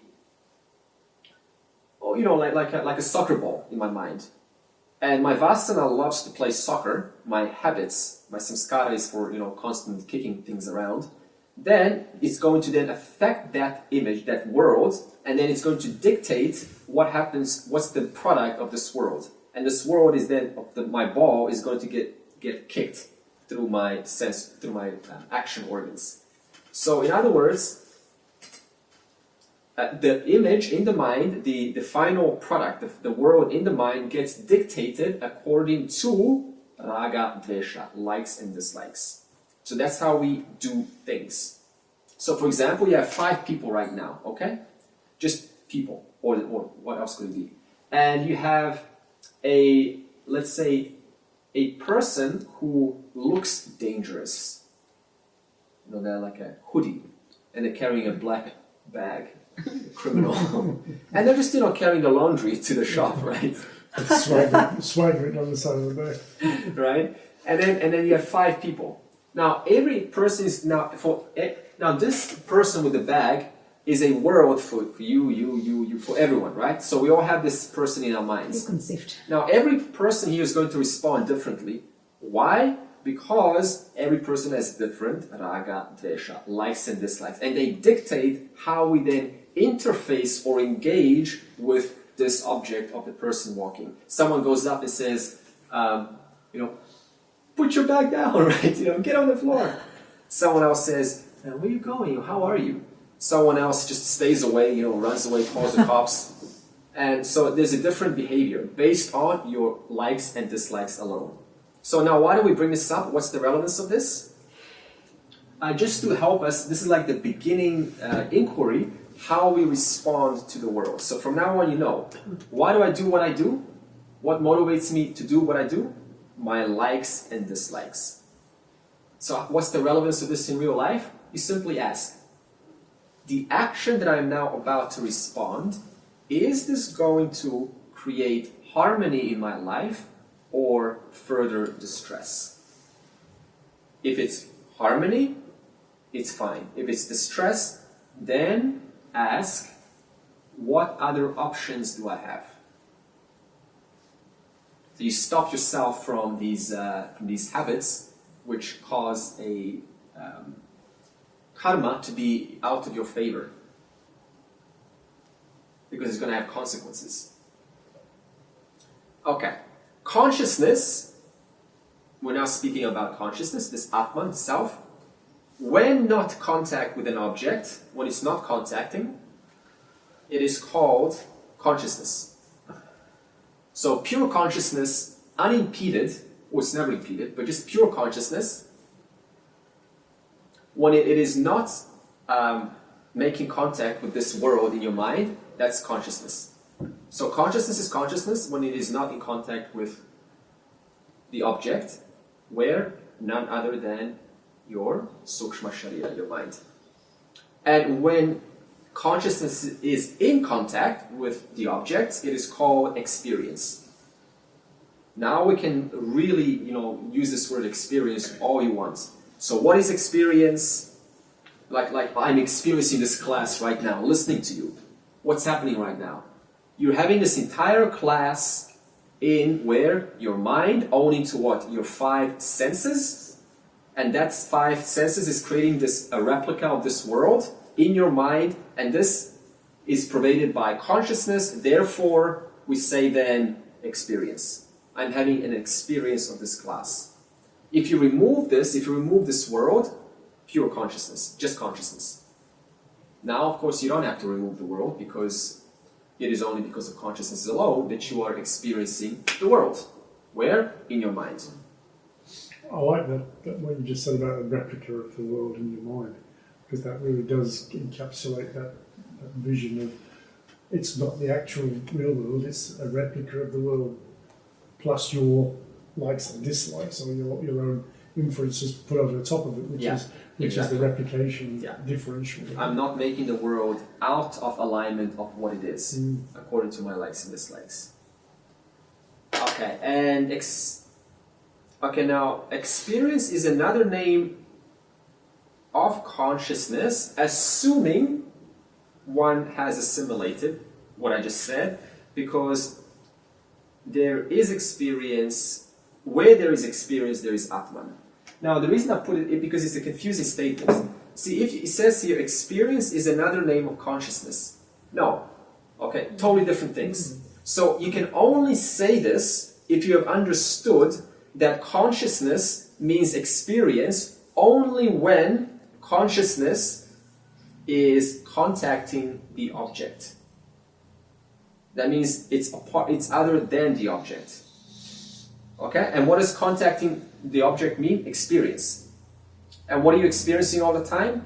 The world. Are you conscious of the world? Of your experience? Yeah. So it seems like consciousness and experience are one and the same. But they're not. Because it is only because of my consciousness that I can experience the world. So that's why I said you can only say this assuming you have first assimilated the prior statement.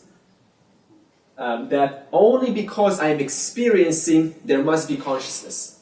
How are you going to experience the world unless there's a conscious principle giving validity to the world on the mind, or in the mind? Or the mind is the world.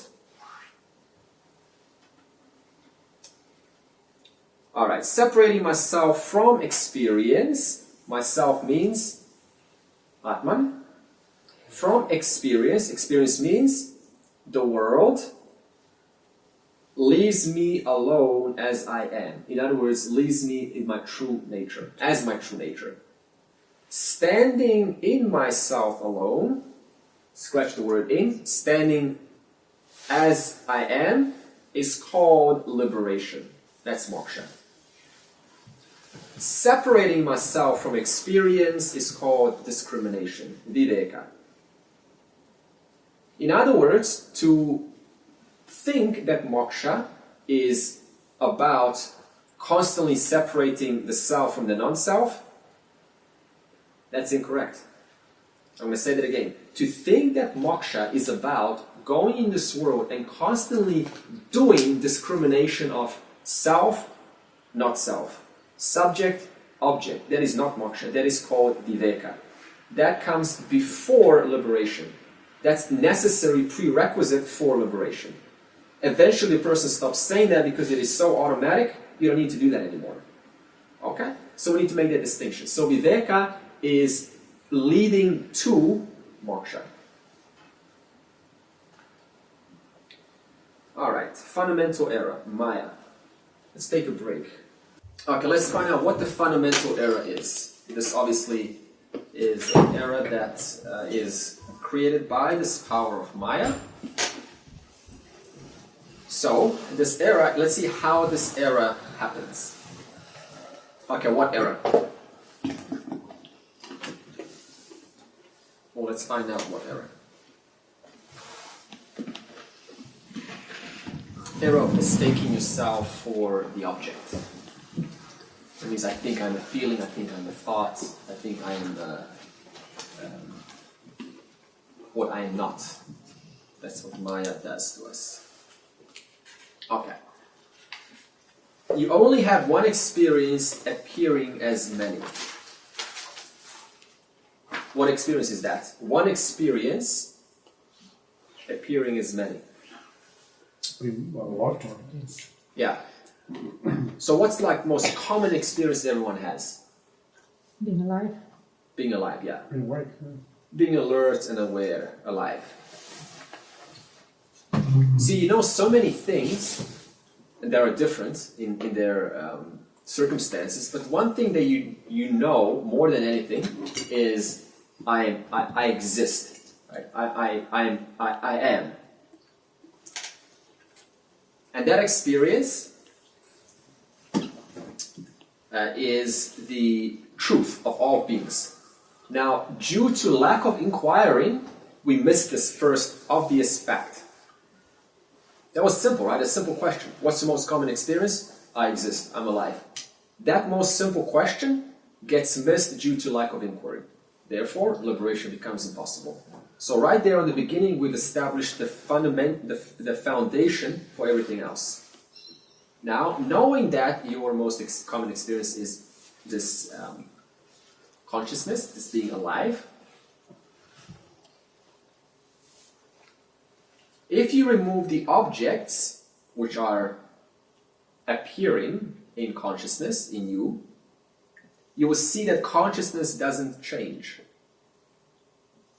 Okay, so example, object, alert time. Object you see, now you don't, right?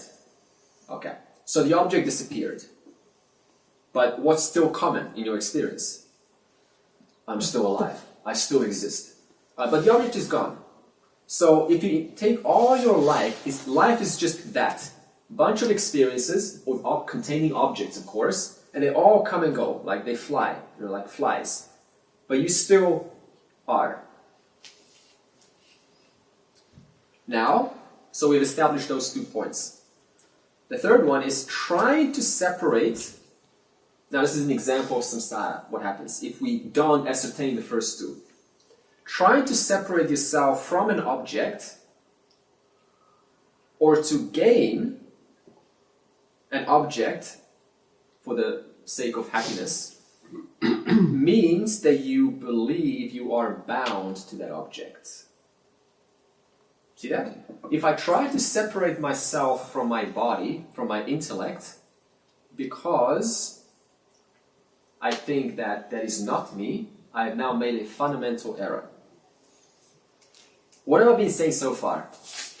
Discriminate self from the non-self. And now I'm contradicting that. I'm saying, if I do that, I'm actually giving validity, affirmation, confirmation to that which I'm trying to discriminate myself from.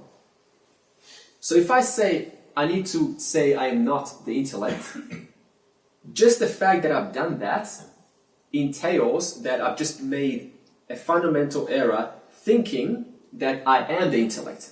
See, why would you discriminate unless you think you are that in the first place? So, trying to separate myself from an object, whatever it is, whether it is an external or an internal object also means emotions, feelings, memories, epiphanies, ahas, anything that you can think of, means that you believe you are bound, held down by that object. You are actually controlled. That object somehow has some power. See, why do we want to release ourselves from the? Why do you want to escape from jail? Freedom. Because I believe that the jail is holding me down. It's preventing my freedom. Therefore, what do? I apply action to break out. So so while I'm applying that action, what am I saying?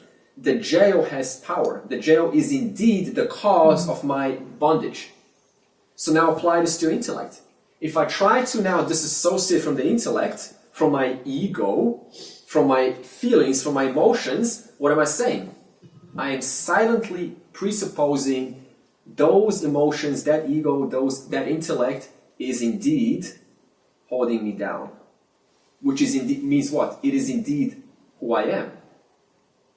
See, if you knew that you are not that, would you have any motivation to do that in the first place? So now we have to be careful here. Trying to disassociate from my thought, my emotions, simultaneously I am implying I am those thoughts, emotions. So I'm not actually doing any real work. So we have to solve this. Or, besides that, trying to maintain contact with an object or trying to sever that contact also implies that object is causing my bondage. Why do you maintain a contact with an object? Because it's giving me something. If I stop my maintenance with that object, it's going to stop giving me what I depend on for my happiness. Therefore, I've now just said I need that object to complete me. And that is anything other than the definition of consciousness, which is fullness. Okay? So now we have now established the fact that trying to get rid of something, I give it reality. Now, number 4. Both gaining and removing objects is purely a mental action. It's got nothing to do with you. The body is trying to get rid of things. The mind is trying to get rid of things. It has nothing to do with the witness of the doer who's trying to get rid of things. You see that distinction? So you have to keep that in mind now. Who's actually trying to get rid of what here? Am I doing it, or is this BMI doing that? That's the solution. So when you're negating something, the body, mind, everything, you are actually saying that's not real.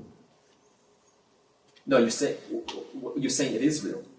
That's why I'm negating. So when you negate it, then it's not real. Then if I'm trying to negate it, then I'm saying it is real. Yeah, give me credibility. Otherwise, I wouldn't have any motivation to get rid of it. See, I want to get rid of this fly that's on my hand. Why? Because I believe it's real, it's going to injure me. So I go, boom, I've applied some action. That means I gave it validity. It is real, it is there to hurt me. But in reality, it's not there. But it's actually not there. It's only to my ignorance. I think it's there, therefore my ignorance causes me to remove what is not there in the first place. Otherwise you wouldn't be taking action. So now we have to be careful here. Because all this time we're saying, try to, get rid of these things and try to negate these things. But actually, there's another aspect to it. And that is trying to do so implies or reinforces a doer. I equals doer. So how do we solve this? What's the solution? Ask. And who is the one that's doing this negation? Who's doing this severing of the contact? Who's doing the maintenance? Is it me or is it this body-mind intellect? None other than the body-mind intellect. Therefore, now the relationship changes to this removal. It's no longer you doing it, it's the body-mind intellect doing it for whose sake? For the self's sake or for the BMI sake? Yeah, BMI sake. So that means you still allow to happen what needs to happen, that is to disassociate from these objects, but you just keep in mind it is not I who is doing it, I am observing this action being done through the BMI. That's one extra step there that we need to include. So, both gaining and removing objects is purely a mental action because there is no actual connection between the BMI and the witness of the BMI. There are two orders of reality, Satya Mithya. No connection at all. Therefore, do not make that mistake by saying, I am now negating this for my sake. It's not for your sake. You're always free. You're never not free. You're doing it for whose sake? The character's sake, for Andre's sake, for your name's sake. That's the distinction to make. Okay, summary.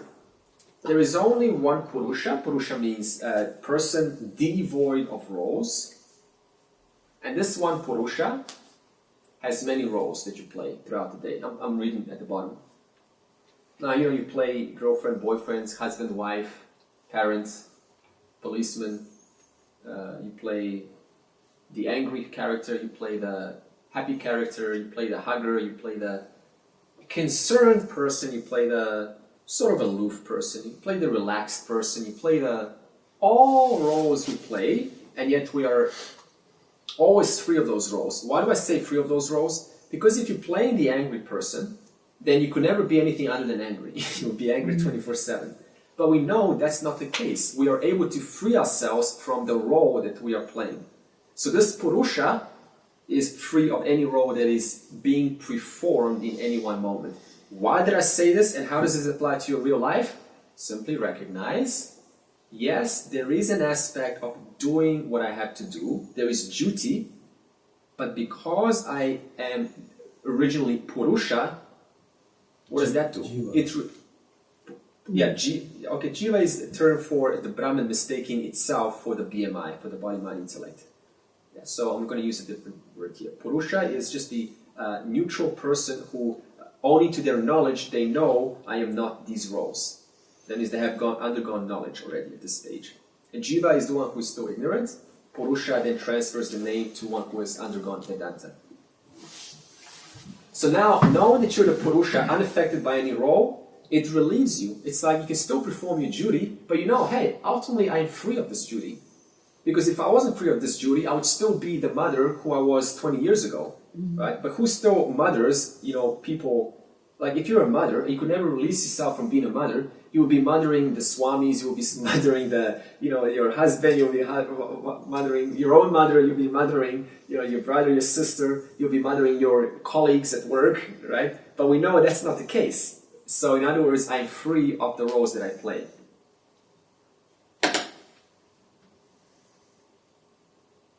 All right.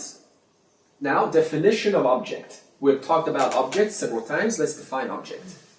Object is anything other than me. What does me now mean? Which me? So, Okay, how would you define me to a person who has never gone to a Vedanta class? Now that's a challenge. yeah, I tried to do it yesterday. Yeah. Failed. So, really? If you remove the yours Yeah. from you, you will lead to that. Isn't it? Okay, that's one way. Your body, your boyfriend, your house, your everything attached to that. If you remove the yours. Yeah, okay, there still needs one more convincing, of course, but that's a good start. What other ways could we sort of just define this me in a non-Vedantic way, just like a common down-to-earth way? Well, The this silent person, witness.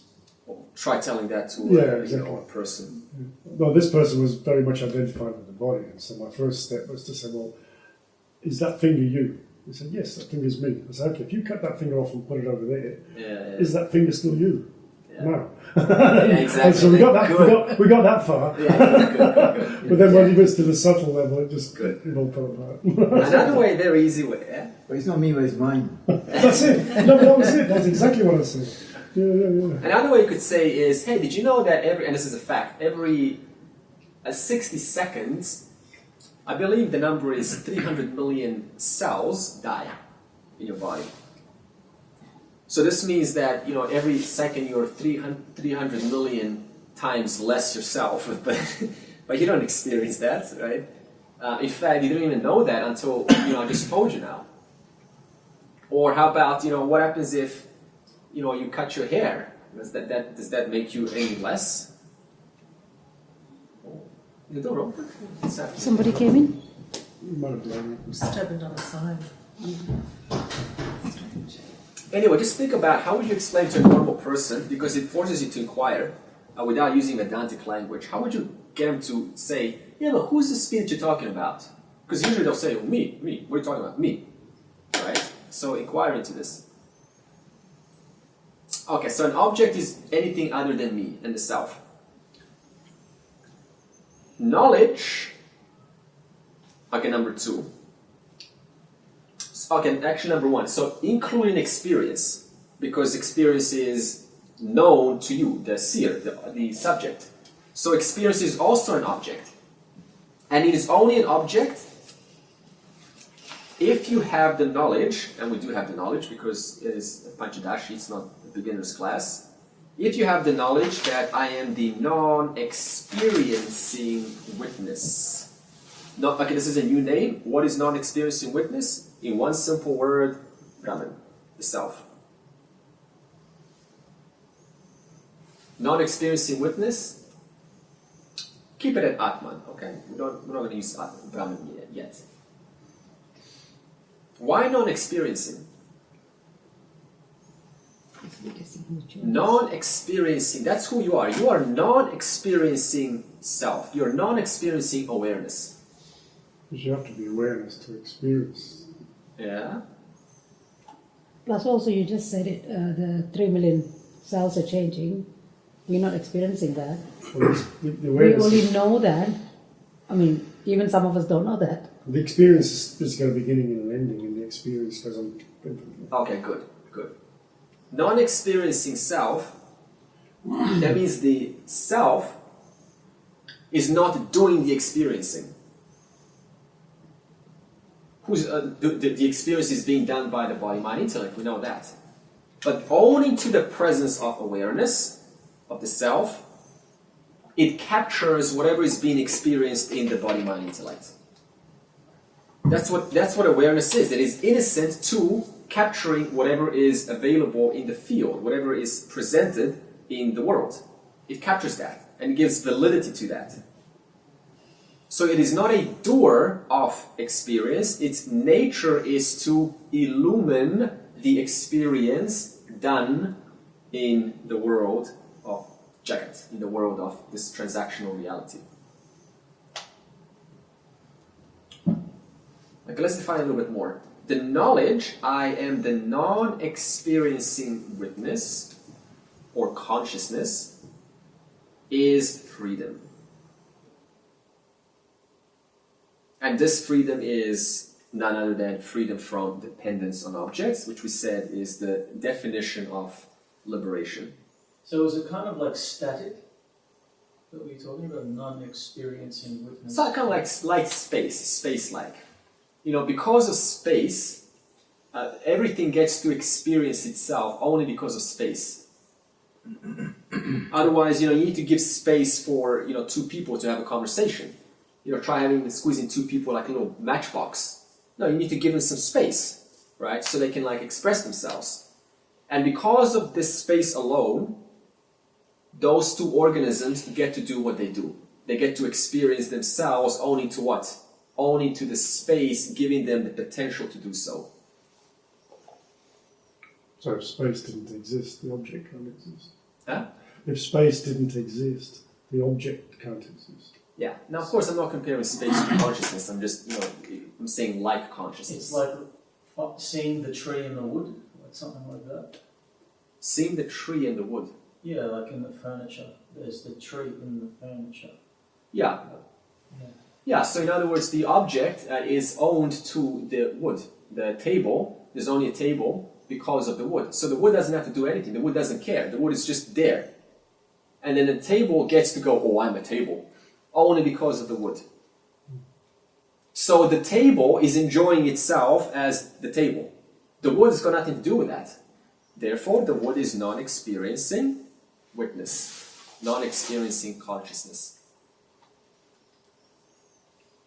I think that woodland, the wood is a woodland, isn't it? You can't see the tree for the wood. That's the saying in English. You can't see the tree for the wood. So that wood, the word wood is woodland, the forest. Yeah. So when you see the forest, you can't see the tree. Yeah. Oh, Or when you can see the tree, you can't see the forest. I think that's what it meant in English. I don't know what. You can't see the wood for the trees, is the Yeah, expression. the word wood is not the wood, Yeah. not the wood material, Yeah. but woodland, wood. I mean the forest, yeah. The woodland. The woodland. Woodland. You can't see the woodland. I've never thought of it that way. I think Yeah, you can't see the Yeah, forest yeah, without yeah, the wood. You can't see the woodland for So the when you trees. focus on a tree, you can't see the wood. If you focus on a forest. specific tree, That's right. If at you a focus on time, the tree, you can't don't see the wood. You don't Even see though the you're wood. always seeing the wood, because the wood has not been acknowledged, I only see the tree. Right? That means I can see the tree. I'm actually seeing the what? I'm actually seeing the wood. But I'm what? Giving it a name and a label called tree. And because nobody said, hey, wait, what are you actually looking at? Then you go, I'm looking at wood. That wood is the actual nature, the intrinsic nature of that forest. Yeah, I think it is the way around. Yeah, and even like the water in the way. Yeah, exactly the same. Yeah. Now, non-experience simply means it's not a doer. It doesn't do anything.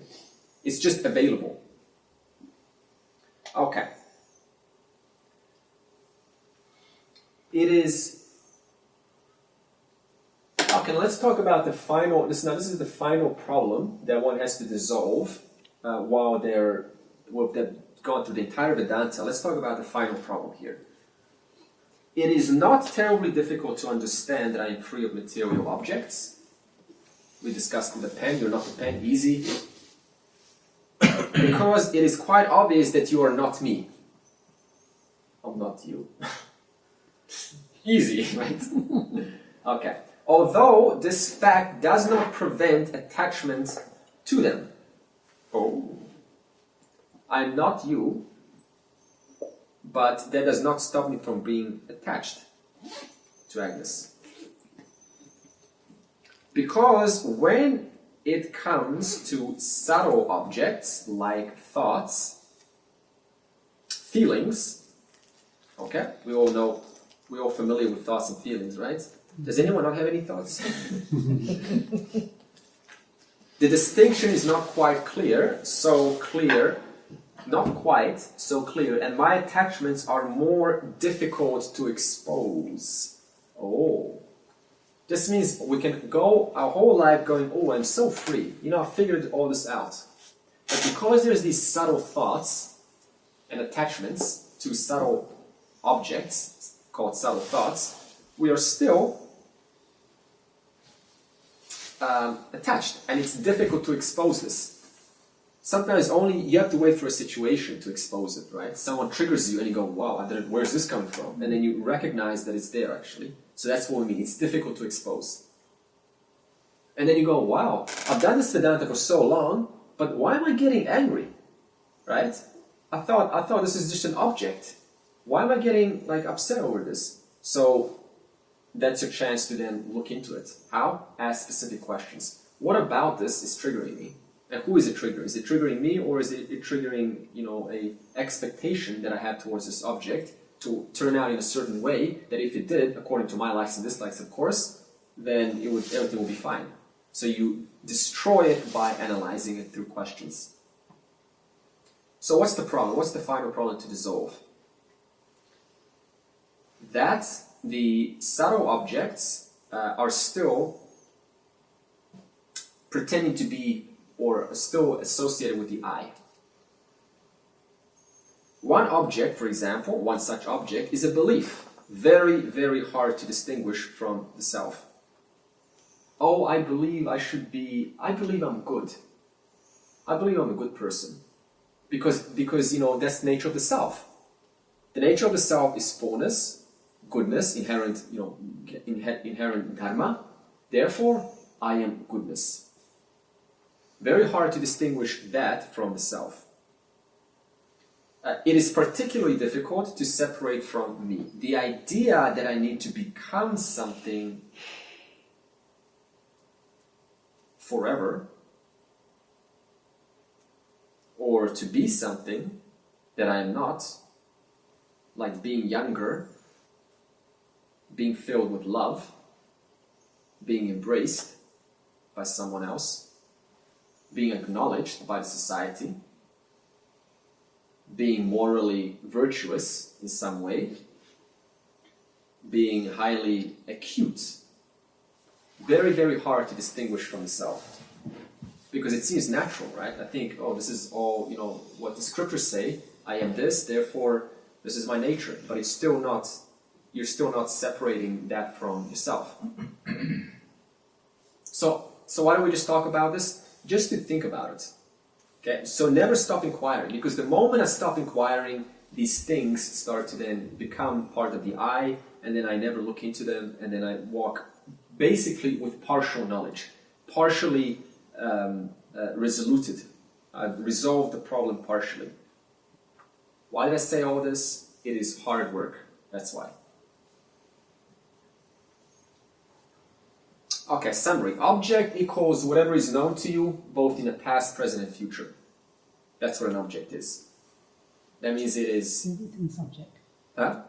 Everything around. Yeah, everything. Because everything is either in the past, present, here, or in the future. Whatever I imagine, I want better times tomorrow, object. I want to change right now. I'm not happy with your like interaction. I'm having a conversation. If there's some conflict with someone right now, then that's an object. And then what that's going to do is going to invoke feelings, emotions. How do you solve that? Ask specific questions. What after you have gone through the situation? Because you're not going to ask questions while you're having a conversation. It's like, are you responding to me?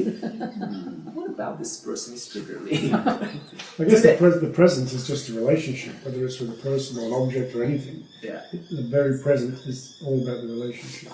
Yeah. Even now, to say, be in the now. Yeah. You can't be in the now, because even now you're having, even when you say now, by the time you finish saying ow from the now, the end is already gone. Yeah. So, also have a discrimination of that as an object alone. Why am I saying this? Because discrimination involves self from not self. Having absolute clarity of that. Everything, all the time. Okay, non-existence, the void. We'll just give this a new headline. You're A+ without objects. That means you're okay without objects. Now let's talk about this. So this is going to tell us that you are still okay without the objects that we depend on for our happiness. Now we're going to investigate why you are okay without your family, without anyone at any time in the past, present, and future. See, we need to know this. We can't just say you are okay. Okay, let's do the logic. Some people are afraid to let go of their attachment to objects. Why? They believe that in the absence of those objects which they are attached to, he or she will experience a depressing void, emptiness.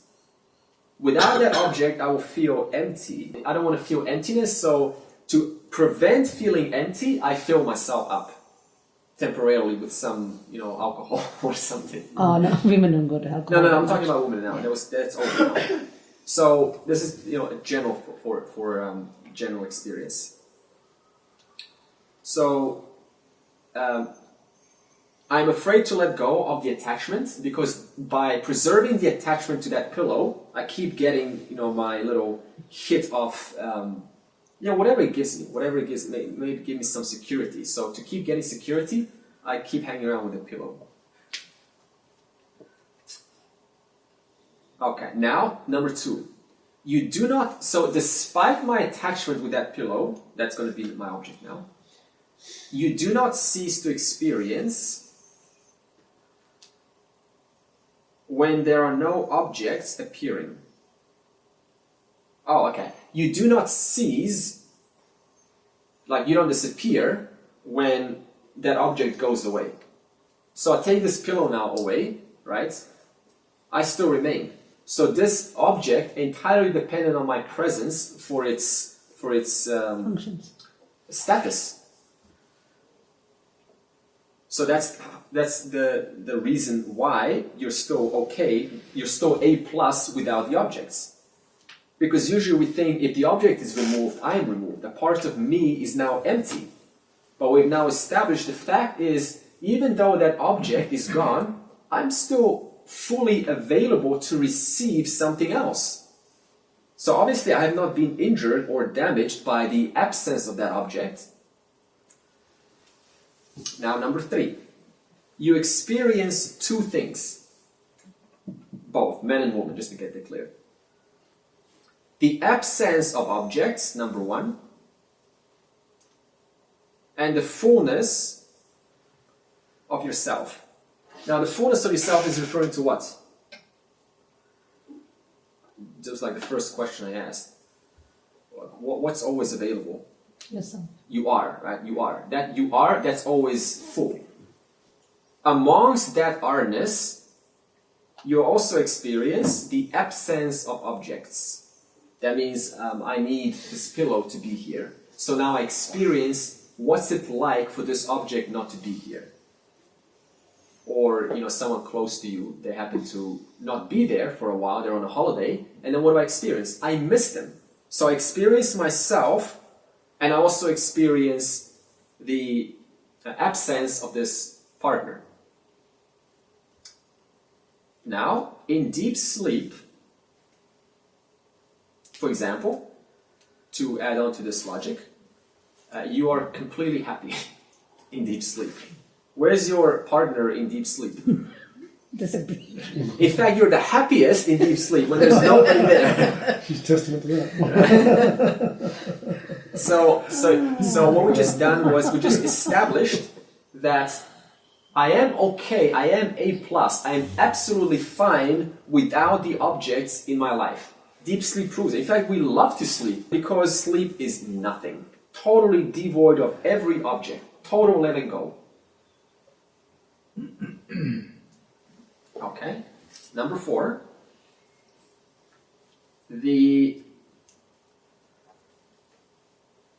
Okay, so suppose that a person now plays roles, Purusha, and, does activities in those roles, of course. And whatever happens throughout those roles, those activities, there's absolutely no change in the role player. The person underlining those roles, there's no change in them. So that could be a Dharma, according to Dharma, or a Dharma. Exactly.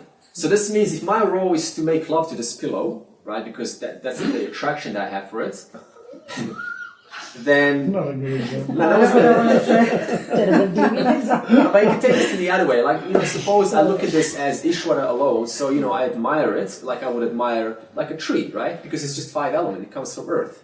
So you can look at it in a different way. So I admire, it's a better word, I admire this pillow.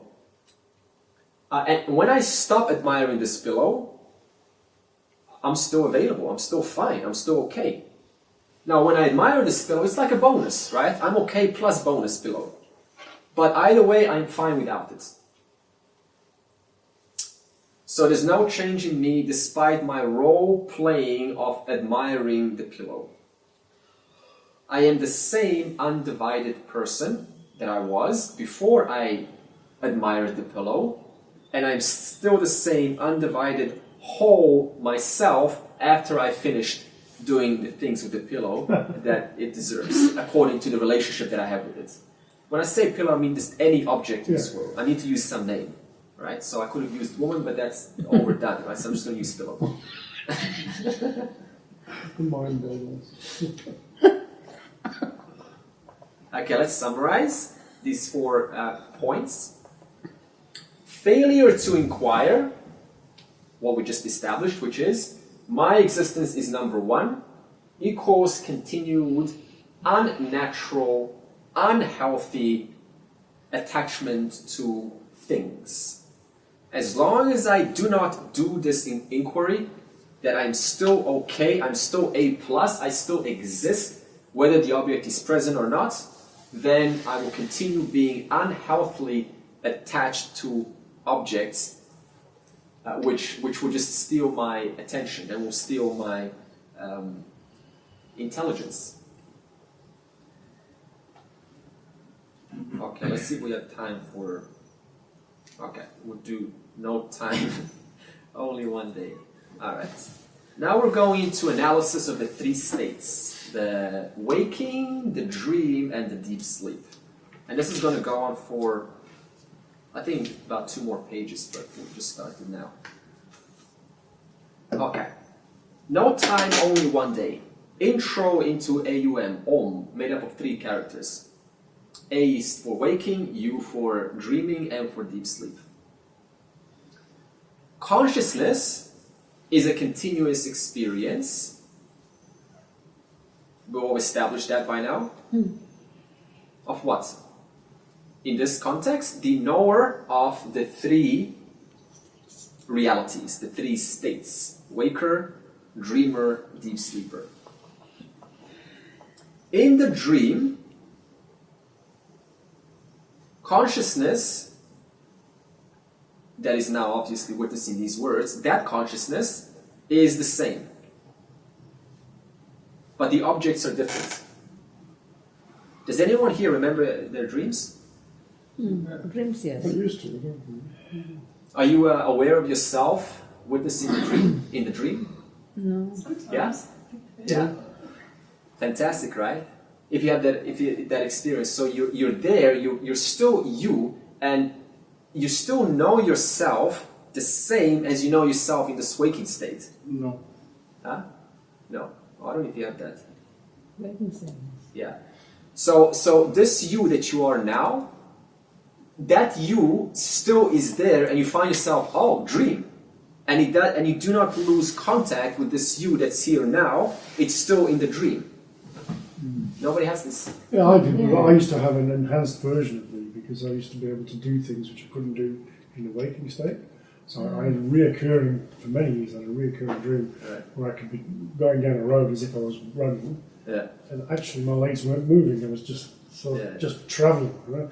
And all of a sudden I wasn't in contact. And it was just every day was the same dream, and I just didn't know what it was all about. Okay. It was me. Okay. Yeah. And did you know yourself? Like, me, Yeah. same me that I am now? Yeah. Okay.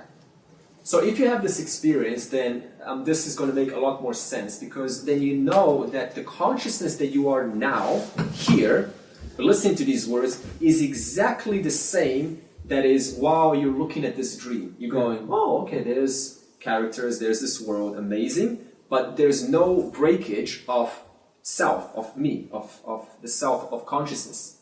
So the consciousness continues the experience as the knower of the 3 realities. In the dream, the consciousness is the same, but the objects are different. Okay? So, okay, how many times have you dreamt? Many times. Yeah, a lot, right?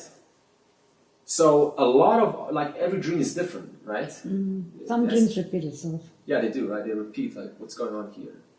So many dreams in general, you have, like, you can say, oh my God, I've dreamt, I don't know how many times, but I've dreamt a lot. So every one of those dreams, many different objects depending on the theme of your life. And what is a dream, by the way? A dream is nothing but unresolved waking state conditions which are taking time to be resolved when? In the dream. So if you have not resolved something in your waking state, then that's going to show up in your dream.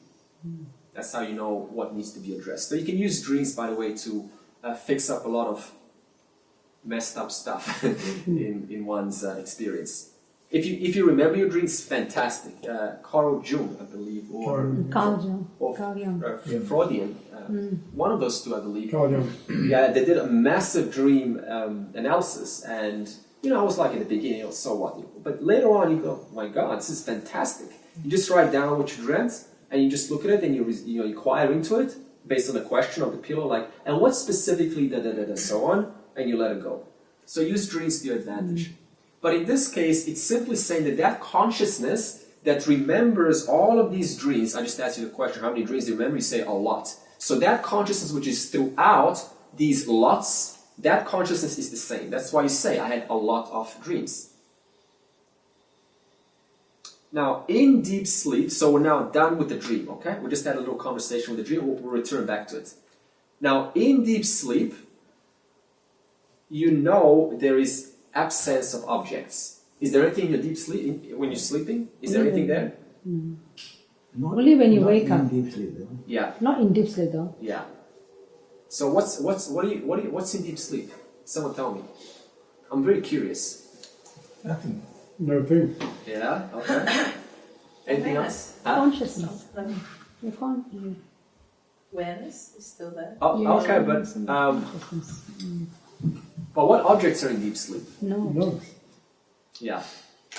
Are we on the same line? What's in deep sleep? What do we generally say? Good sleep. I had a good sleep. Yeah.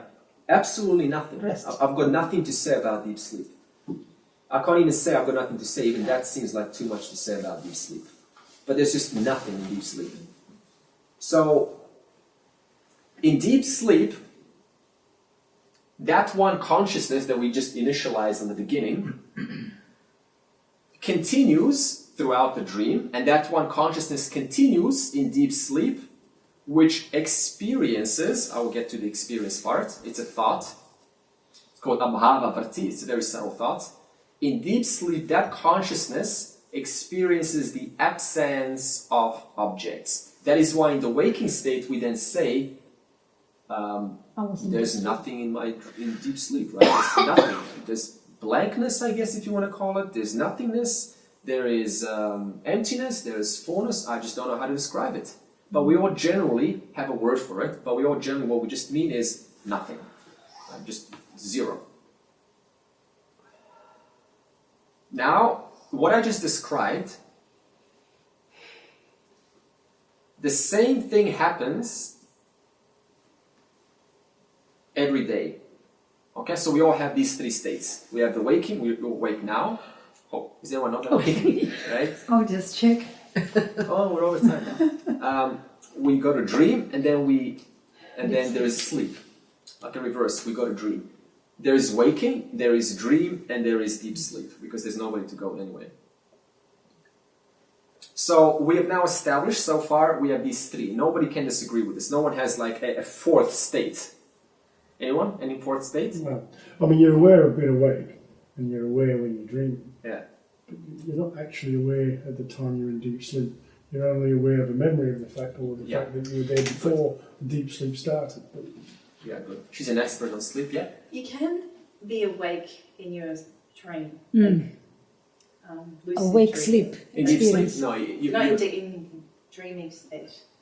It's called awake sleep experience. That's more- not That's deep lucid sleep. dreaming. That's not deep sleep, that's dream state. Yeah, that's what I said. In dream state, you can Oh, be awake. But it's not a in total dream state. It's awake sleep dream state. I mean, it's awake dream state. Yeah, it's kind of like theta state. You know you're in the same yeah, place. it's You like know interval that's the room. between the two. Yeah. You're aware it's in your room. You're aware everything is there. Yeah. But yet you're experiencing a dream, like you experience a person standing there or a person talking to you, and you feel you're awake, Yeah, and you come out of it awake. Yeah. You know that it's you're it's still the same aware. place. But you're aware in both cases. So Right? it's still waking. But It's what I'm not saying is distorted you're not in any aware way, when you're yeah. in deep sleep. You're That's not still aware. waking. That's still the waking state. There's only three states. Anything in between is a mixture. I know what you say, like put some intoxicants in the body, right? And make it see things. And you can do that. You can induce dream-like states. Yeah. But it's still either the waking state or it's the dream state. It's very hard to tell though which one it is, especially when there's no when it's unnatural. Couldn't there be the argument that there are only two states, the sleep state and the dream state? Because Yeah, okay, dream state from the point of view of the okay, I know where you're going with this now. This is So the the dream waking also, state right? is also a dream. Yeah. But we have to also give it more specific, right? The waking state just refers to, the state where I can hold this for at least 5 seconds. Now try doing that in a dream. You're gonna see a Mickey Mouse pop up suddenly, right? You can't do much in a dream. So in that state, that's a dream state where everything's mixed up, when I muddled, do it, I'll come find you and tell you. and then I'll quickly And the disappear. waking state is also like we see each other regularly on a pattern, like Yeah. every day. Regularity. In dream, we don't see each other regularly. Predictability, yeah, is Yeah. waking, yeah. So every Tuesday we see each other, every Yeah. Sunday we see each other. We don't have a dream like that. Yeah. There's no days and time. That's right, yeah. Yeah. This is just an introduction. I will now get to time, how we experience, time is a little bit different in dream and so is space. Let me just finish this. Okay. So the same thing happens every day. I wake, I dream, and I sleep. Now I pose the question, do you know about these three states in your experience? Right? So we all agree generally that we all have these three states. Now isn't that funny? Every single person cannot deny this. We all have three states in general. Now I made a note here, just to say I dream, just to say that I am awake, I dream, and that I have deep sleep, just to say that and not go, sorry, what are you talking about? I've never heard of these terms. But just to say that implies that the I, the self, must have pervaded all those three. Just to say that. Pervading each with who you are, consciousness. See, I just asked you a question. Does everyone have these three states? No problem. Ask even a person who is not in Vedanta, who's never heard of this in their life. You will say, are you awake now? Absolutely. How was your dream last night? Well, let me tell you about it. Right? So they will affirm their dream. And they will tell you in normal language, sorry, I'm tired, I'm exhausted, I'm going to sleep. Nobody says, I'm tired, I'm exhausted, I'm going to dream. Do we say that? Absolutely not. And when we say I'm going to sleep because I'm tired, I really need to get some rest, what are you referring to when you say I want to go to sleep? You know what you're referring to, don't you? You're referring to that which is other than the waking, that's why I want to go to sleep. And you're referring to that which is other than the dream. So you have to be referring to something other than the waking and the dream state. So to say that, even for a regular person to have this conversation like we're having now, implies that everyone experiences these three states, which means the I, the person, the consciousness, cannot be any of these three states. Just to speak about them means I have to know about all of them, which means I pervade all of them. Okay, let's put a logic to what I just said. This is a logical backup. It's going to give us a little bit more confirmation. You do not become different conscious being when you have a different experience. So one moment we have pleasure, next moment we have pain. The pleasure has not changed us in any way because we're available to experience pain. And the pain has not changed me because I'm available to have pleasure. Did you ever see those prank shows where you get pranked? Oh, yeah. And then you get real angry, like, how dare you prank me? And then, the person reveals, I'll say it was just a prank. And then from very angry, you go into very happy in one split second. In other words, I was not contaminated by either the happiness nor the sadness or vice versa. Now, people routinely ask, how are you today? This shows that they believe the self, the you that they're referring to, is different from yesterday. That's why they're asking you, how are you today? Right? As though you're different today than yesterday. But the same I that experienced yesterday, the one who's hearing this question now, that same I also experiences today, or experiences the person asking them, how are you today? That same I sees the smells, tastes, touches, and hears, or continues to do so, continues to see, continues to touch, just like yesterday. If you have a father experience and subtract the father, pure experience of what? What do we say experience is? Consciousness and knowledge. Thought. And thought.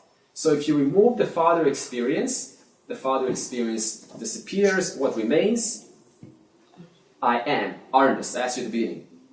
You are? Absolutely I am. The awareness remains.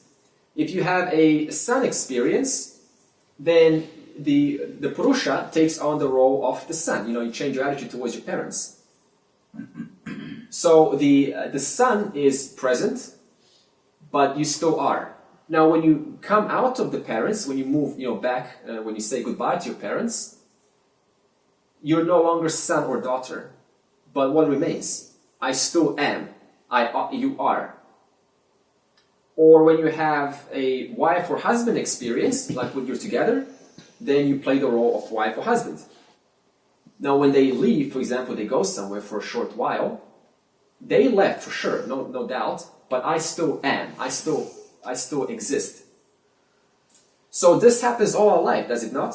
Things, people come and go, but one remaining constant is I am. I remain, no matter what. So experience does not thus change that I, that amness, that presence, my existence. Let's put a summary. The only consistent knowledge throughout life is none other than I exist. If you can accept that, that literally is the end of this journey.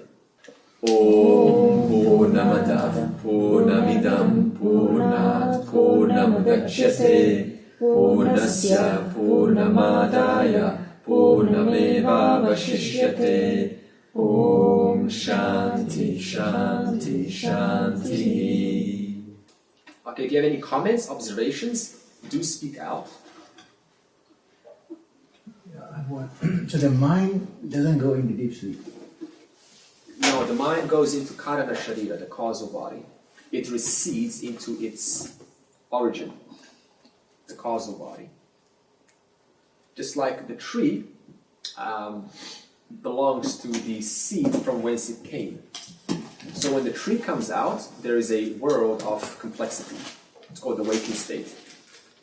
And but we know that tree came from one single seed. So if you just imagine now a tree receding into the seed, that's what happens in deep sleep. Your entire mind, all your intellect, it recedes into the seed called the causal body. On the blood, causal body. I will speak more. Obviously, I'm going to cover this. That's why there's no experience in deep sleep, because you need the mind to experience. That's why you can't say, I am experiencing deep sleep. So why can you not say that if the I is the self, clearly the body and the subtle system in deep sleep, the body is just dormant. Yeah. The subtle system's receded back into its causal existence. Yeah. Why could you not say that the self has disappeared? The self is not disappeared, otherwise I would not be able to say that I slept. Yeah. See, I just established the fact that we all agree we sleep. And to remember sleep means I experience the sleep. The rememberer is always the experiencer. That's common sense. What I remember is what I experienced. And to experience something, I must have been there in order to then remember it in the present. That's why I say, I remember that I slept. I don't know what happened, but I know I slept. So to remember that, just to say that alone, gives away that there was an experience of sleep, and since I remembered, that means I was there during deep sleep. So therefore, the self, despite not knowing about it during deep sleep only to Tamaguna, it is still remembered upon the waking state. Shankaracharya in Tattva Bodha 622 will beautifully say, how do you describe deep sleep? He will say, sleep is nothingness, right now. But you cannot say that in deep sleep, can you? However, it describes deep sleep. If I say there was nothingness, I'm saying that from what? From the waking state. Therefore, it does not describe deep sleep. So we have to be careful, our language. So what is deep sleep? How do you describe deep sleep? If you could be conscious in it, you would say there is nothingness. That's assuming you got a memory of it. You need a memory. Because if you died in your sleep, you didn't wake up again. That's how Alan Watts, he died in his sleep. I do? I read about it. Oh, right. Scientifically, deep sleep is so important because of the organs. Yeah, They get repaired and they get that's right. regenerated again for the next That's day. right. Yeah, So deep sleep serves a it's very big essential. purpose. Yeah, it's the only resolution possibility for a living organism. Just imagine not going to sleep. We would all go insane. Every one of us. Even animals need to sleep. Even plants need to sleep. Well, that's the In fact, in CIA's India, favourite torture, isn't it? Yeah. Sleep deprivation. yeah, exactly. Well, the brain cells are dying very quickly. Yeah, yeah. So, deep sleep is not what we call consciousness. It's not got nothing to do with consciousness, right? What is consciousness? No, You consciousness. are So, but it is Consciousness. part of that veil, part of the gunas. Yeah, so it where is a- does it sit with the gunas then? Yeah, it's predominantly tamaguna. Tamik, okay. That's why we say darkness. Pure tamaguna. Okay, interesting. Nothing to know. So tamasic you don't even know about yourself. But that's the that's why souls are so refreshing and blissful at the same time. Because okay, why is sleep blissful? Lack of rug. Tell me, it's a good question. Why is sleep so blissful? Because we are out of our body, mind, and intellect. We're out of it. That's Exactly, why. For exactly. once, we can just Excellent. stop thinking, stop that Exactly. mind. Because the light of consciousness is shining on a non-existent mind. And where's all the problems? In the mind. And the mind, I told you, they receded into the Karana Sharia. Therefore, the pure self is shining on what? On no mind. There's no mind, therefore there's no agitations. That's why it's so blissful. Because we got rid of every single problem in deep sleep. Now you can see, how lovely it is to actually, why you shouldn't be afraid of death. Because death is just simply letting go of all of the stuff that we... Gee whiz, I can't wait. A lot of my books I can't now. wait. No, really, I mean, I read a lot about NDEs, near-death experiences. It is Bring it on. fascinating. Fantastic. Nobody has ever said that it's awful. It's beautiful. It's beautiful. It's like, I Come out can of the hardly body. wait. It's I like, can't wait. I wake up only to think about dying. But if you don't do the work, you're just going to come back again. So don't worry. Yeah, so that's Just the come and word, right? see me when I'm dying. So at least I get that knowledge again before I go. Yeah. Now, if you really assimilate, it's like, my God, there's nothing to... Because even deep sleep proves it. Nothing to We worry look about. forward to sleep. Only because, why? To get rid of all of the problems. All of the experiences. Because we know we are not these problems. So I want to But the return thing is, back we're to so my natural attached to state. the BMI that Yeah. we know we're going to wake up tomorrow to be in the BMI. That's right. Whereas when you're going to die, if you think you're going to die, then you know you're not going to wake up to the BMI, which is where the fear comes in, isn't it? Then the agitation is the Because body. your identity is with the body, so the fear is you're not going to get back into your BMI. Yeah, and that means you do not have that fear. That means, and how do you not have that fear? By being resolute in that in the waking state. Yeah. Your only refuge to moksha is the waking state. You can't even do this in the dream, right? Nothing, because dream is just a bunch of randomness. So too much of deep sleep is not good. Why? It's too Yeah. too sattvic. So too tamas. no, it doesn't matter. Too much of it can be. Deep sleep has to be. I think we did this in the Gita. You have to need a natural amount of sleep. Yeah, you have to have so much of deep sleep. Sometimes Okay, I go but to having a too sleep. much of it is not good. No, but I think But how what can you you're know it's meaning is too too much? much Yeah, in yeah. bed. You cannot plan too Yeah, much exactly. according to No, but you that. don't Don't actually. choose when to wake No, up. I think what she's saying is too much time spent horizontally sleeping. trying to sleep. Yeah. But your body can't That's Thomas. sleep. That's Thomas. But what happens then is you spend more time in the dream state because you're not actually. even in in the a dream meditative state. And losing touch Because with the body's going to reality. sleep for Yeah. so long, it doesn't need more sleep. So you're just Yeah. going to waste time in the dream state. Yeah. Yeah. There are many times we sleep with no dream, just deep sleep. Yeah. We hit the pillow and that's it, we're gone. Oscillate That goneness, dream that's state. deep sleep. Yeah. And you were saying something about mentioning about India, some leaves or something, some plants. Oh yeah, in which culture is this? You should not bother water plants after I think 7 p.m. right? Because they're going to sleep. Yeah. Yeah. Oh, So really? there's a lot of truth in this, Yeah. right? So they also have their downtime. But look at us in the West. We water, Well, most people When the do- sun goes down. Exactly, that's it. right? So you can see this inherent, built-in, Oh, right. beautiful system.